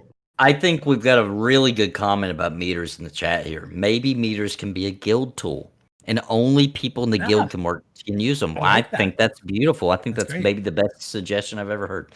But guys, I just want to make it clear. Yeah. I want to make it clear, based on his comment, a couple of things, right? Is number one, Final Fantasy 14 does not sanction meters. As a matter of fact, they kind of, in the term and service, act like you might get banned. But people use them and nobody gets banned, right? So it's not sanctioned, but people use them. Almost everybody does, right? So that's what I believe. I believe in that, right? Because if VR doesn't sanction it, then people are less likely to bring it up in a negative way, right? Like, hey, just check the meters, you suck, get the hell out of here. Now, they might ghost you, like we talked about, right? Yeah. But at the same time, you get a little bit less negativity. You got a pen in your hand? It's a little bit. Are you taking notes? Me? Is that a pen in your hand? I thought I saw a pen. No, this is a vape. You had a pen taking notes. No. Okay, we're going to do one more, guys. I apologize to people we didn't get to, but we got to bring Madaki in. I'm bringing Madaki for the last one. All right, Madaki, we're gonna bring you in to close out the show. I know there's a lot of people who are waiting. I'm sorry this show went a little bit longer, but you guys are awesome. You guys have been great in chat. I'm very sorry. We try to get to everybody. It's just been a really busy show tonight. So again, thank you. Erikai says he caught wife aggro. Do you want to bring him in after Madaki? All right, well, Erikai, you'll be last. Let's bring in Madaki. Madaki, the helpful ogre. What's going on, man? So bad because I didn't know this was the last segment, and I just came back. I was watching some TV with the wife, and I jumped into the green room. I don't feel like I'm big timing anybody. Like, you know, No. people waiting. Maybe they should get in. Fair. You were in there at the beginning, then we just bored you to death and you left. So we at least. Oh, no. Pizza showed up. You know, I mean, I'm an ogre, and you know, I've got pizza and beer, and I can't really. I mean, Pantheon Plus is great. Nah, pizza Love and you beer is too. better than Pantheon Plus. If you don't eat, you won't be able to I mean, continue enjoying Pantheon Plus. So you know. What I figure is I can have my pizza and eat it too. So There you go. Oh, There you go. that's good. So what are your thoughts, man? I mean, there's a lot of topics here. no, I think you guys did a great job. But I think to your point about the people, it really is. It's community, and you know we're gonna harp on this, and we've harped on it, and it's been my mantra. Other than ogres are greater than everything, is that community matters. I mean, it's our hashtag for a reason, right? Like, I don't know if you guys saw this today. Did you hear about this developer from WoW who quit? Yeah. 13-year developer for Blizzard left WoW because he didn't like the state of the game. What he basically said is he felt like guilds had become undervalued, and that really is a lot about what Pantheon's about. I mean, you know, we've got great mechanics, we've got great differentiators, we've got all these cool systems, we got vertical progression, we got horizontal progression, we've got that 45-degree progression that one of your guys in the channel was talking about earlier. We've got all that cool stuff, but what we really have is a callback to making communities matter, making guilds important, making your social circle important. And maybe it's not a guild, maybe it's just a group of friends, but why not be in a guild? And that is really the crux of what Pantheon is. It was Brad's vision, it's our vision, it's Joppa's vision. It's as we all have different ideas about everything. Like we in our meetings, it's you know, it's a free-for-all about certain things, but there's never any disagreement or variance on the fact that community is what is the tie that binds this game together. And you can have all these great topics and transmog or not transmog, but what it comes down to is, do these systems work together to create a meaningful experience where you're going to have a good time with your friends, and that's really what it's all about. It's awesome. I couldn't have said it any Agreed. better, man. Yeah. And I love to hear that you know, that guild point is at the forefront of it. It really excites me because I mean, I think that we as a community can assume that, right? Like you said, community matters. It obviously should have guilds, but we haven't heard a lot about guilds. In fairness, there's not a lot of guild beans out there, and I know that that's probably a system that has to be developed later anyway. That's not something you develop in pre-alpha as much as you look to build, you know, in almost beta, at least pieces of. So, like, I get that. There's pieces of it that are integral into building other things too, though. So, you know, subsystems and whatnot, especially with chat and with different commands that you need. But yeah, go ahead. I'm sorry. No. That's it's awesome. I mean, it's exciting because that's something I want to personally hear a lot more about. Nathan, I don't want to speak for you, but I personally really want to hear more about like what it's going to mean to be in a Pantheon guild. And I think, like I said, I mean, I don't know, Madaki, I know you've played other MMOs, but I don't know what you've played. But I just don't feel like there's an MMORPG out there that really strives to make being in a guild like very meaningful, right? It's people just hopping around a lot, and I think that that's something that could. It's that hanging brass ring out there, right? Like that someone can grab and make some impact on some. Yeah, I don't know if there's anything necessarily intrinsic about guilds that Pantheon's going to do, but I think it's going to be it's the shaping mantra of the game is that community matters. So that's going to work its way into guilds. So we want your reputation to matter. We don't want there to be easy mechanisms for you to hide yourself. I mean, if you're a level 50 and you really mess up and everybody knows who you are and nobody likes you and you want to re-roll from level 1 with a new name, then go ahead. You know, that's your prerogative. We don't want you easily changing your name or transferring servers. I mean, obviously for the right reasons, you're going to transfer servers. That's cool. I mean, that's going to happen. But we just want, that's something that we have to work on to make those systems come into play. And a lot of it just boils down to the community itself.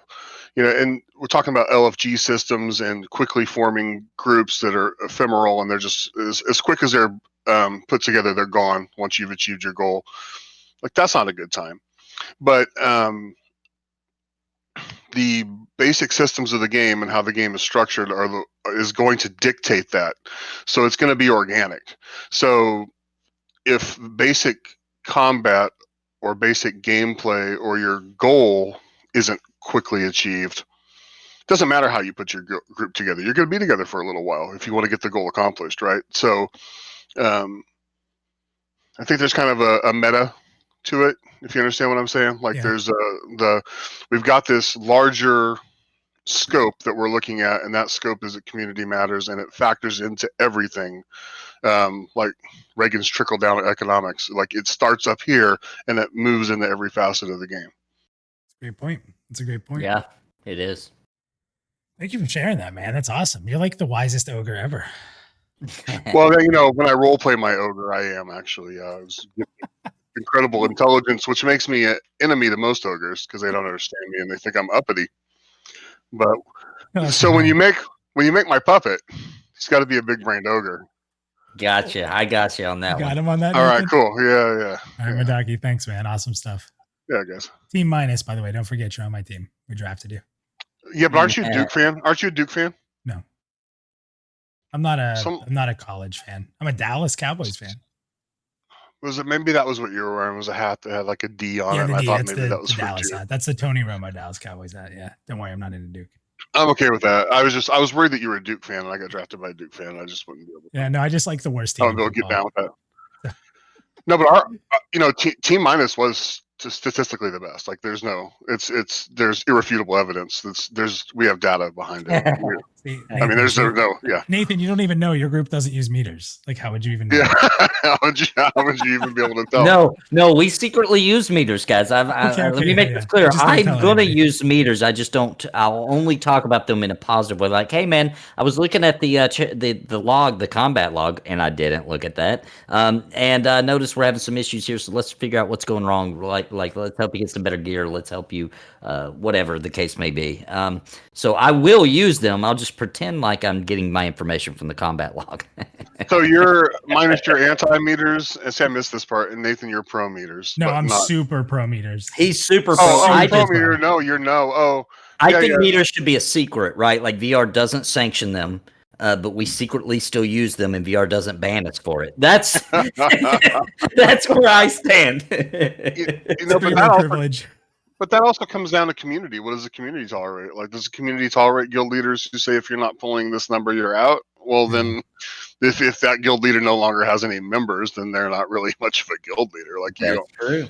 If nobody's on the dance floor, you don't really have a party. So I like certain aspects of meters. As a raid healer, I was in top 100 WoW guild in Wrath, and we used healing meters basically just to determine what roles we should be playing, and if we were over healing, if we could pull back. So if if we were running out of mana, we went to the meters. If we weren't running out of mana, I don't care. I don't care who's over healing. Like, if you have plenty of mana, you would all over the place, man.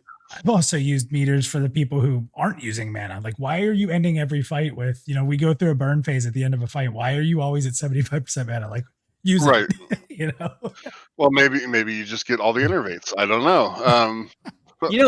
As a tank guy, I hate it when you get those one healers that wait until you're almost dead before they even throw the first heal. That drives me. I'm like, dude, are you trying to make me sweat? Like, is this? Well, as an EverQuest healer, yes, there was a timing aspect. If you're a musician and you like to play with time signatures, you knew that if you waited for that tank to hit 0 hit points, he would go into the purple, and then you hit that complete heal, and he would pop right back up to 100%, and you could make him bounce up and down for the whole dragon fight, and that was good times. For everybody but the tank, it was good times. The tank's sitting there like, oh my god, I'm not gonna make it. Until your modem, garbled, and then you didn't get the heal off, and then tank's dead. You all pop at you, but. All right, Madaki, thank you, buddy. I appreciate you coming. Bye, guys. Take it easy. Take it easy, Madaki. All right, we told Erikai we'd let him come in. Erikai, turn off that headset mute, and there he is. Oh, here he comes. Oh, it's about to get All right, real. Erikai, if you got wife aggro, we're gonna give you a shot. So what's up, man? Did I sufficiently guilt you into it? That was good. I understand Cool. wife aggro. I'm divorced, so Fair enough. So what I want to do is I want to go rapid fire through all of these and give you Good. my opinion because I need everyone to know my opinion as I of work. course. And Theric, Okay. Theric's not here, so you're his other half. So go. Oh yeah. So I'll represent him tonight. Okay, so here I go. With horizontal or vertical progression, I think you have to have some vertical progression. Otherwise, why are you even playing? I think vertical progression is crucial, even though I do like some horizontal progression. Okay. Bam. Upgrade slow. Boom. Transmog or no transmog. I think I'm in the middle on this because I think there's too much we don't know. I think which side I stand on depends on how it works very heavily. So Okay. I can't really say. I on can that one. respect that. I think I'm a big fan of open world, even though I recognize the benefits of instancing. I do. I still think I lean more toward open world. Let's see. End game. Yeah, I think there has to be an end game. Bam. Climbing 100%. Yes. Bam. Meters or no meters. I'm all for like logs and reporting at the end of an encounter. I think live. What's the word I'm after? Like, I can't think of the word I'm after. Like when it updates live and it's Parsing.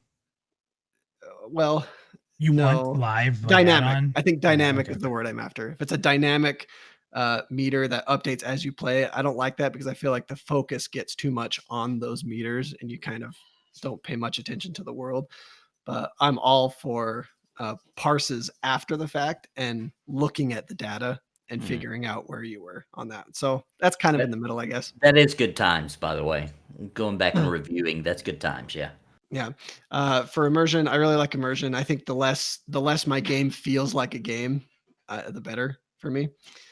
LFG system, I think as long as nothing is automated, like if there's a system where you can tell the world that you're looking for a group and it adds you to, sort of a database that other people can query that says this person is looking for a group, but they have to still send me a tell. They still have to talk to me. They still have to, I still have to run to where they're at. I'm all for that. So I was a little unclear what this system was that you had on that line. Options, ways to find. But yeah, no, I don't think anybody wants the instant teleport for sure. Yeah, for sure. More tools as far as guild management goes. Absolutely, more tools the better. Like, give me the most guild management possible. If there's anything that's handled outside of the game that could be put inside the game, like DKP tracking or flagging, character flags, or calendars, or like you guys mentioned earlier, applying to the guild. There's so much stuff that if you could build it into the guild system in the game, I think we're definitely better off. And definitely group play. Bam. That's it. Thanks a lot, guys. Okay. Thanks, man. Well, Nathan, you've said it all. The community has said it all. I always just say too much. So you are now not only one of the most tenured guests of Pantheon plus you now have existed for, I believe, the longest episode. The draft, did it go longer?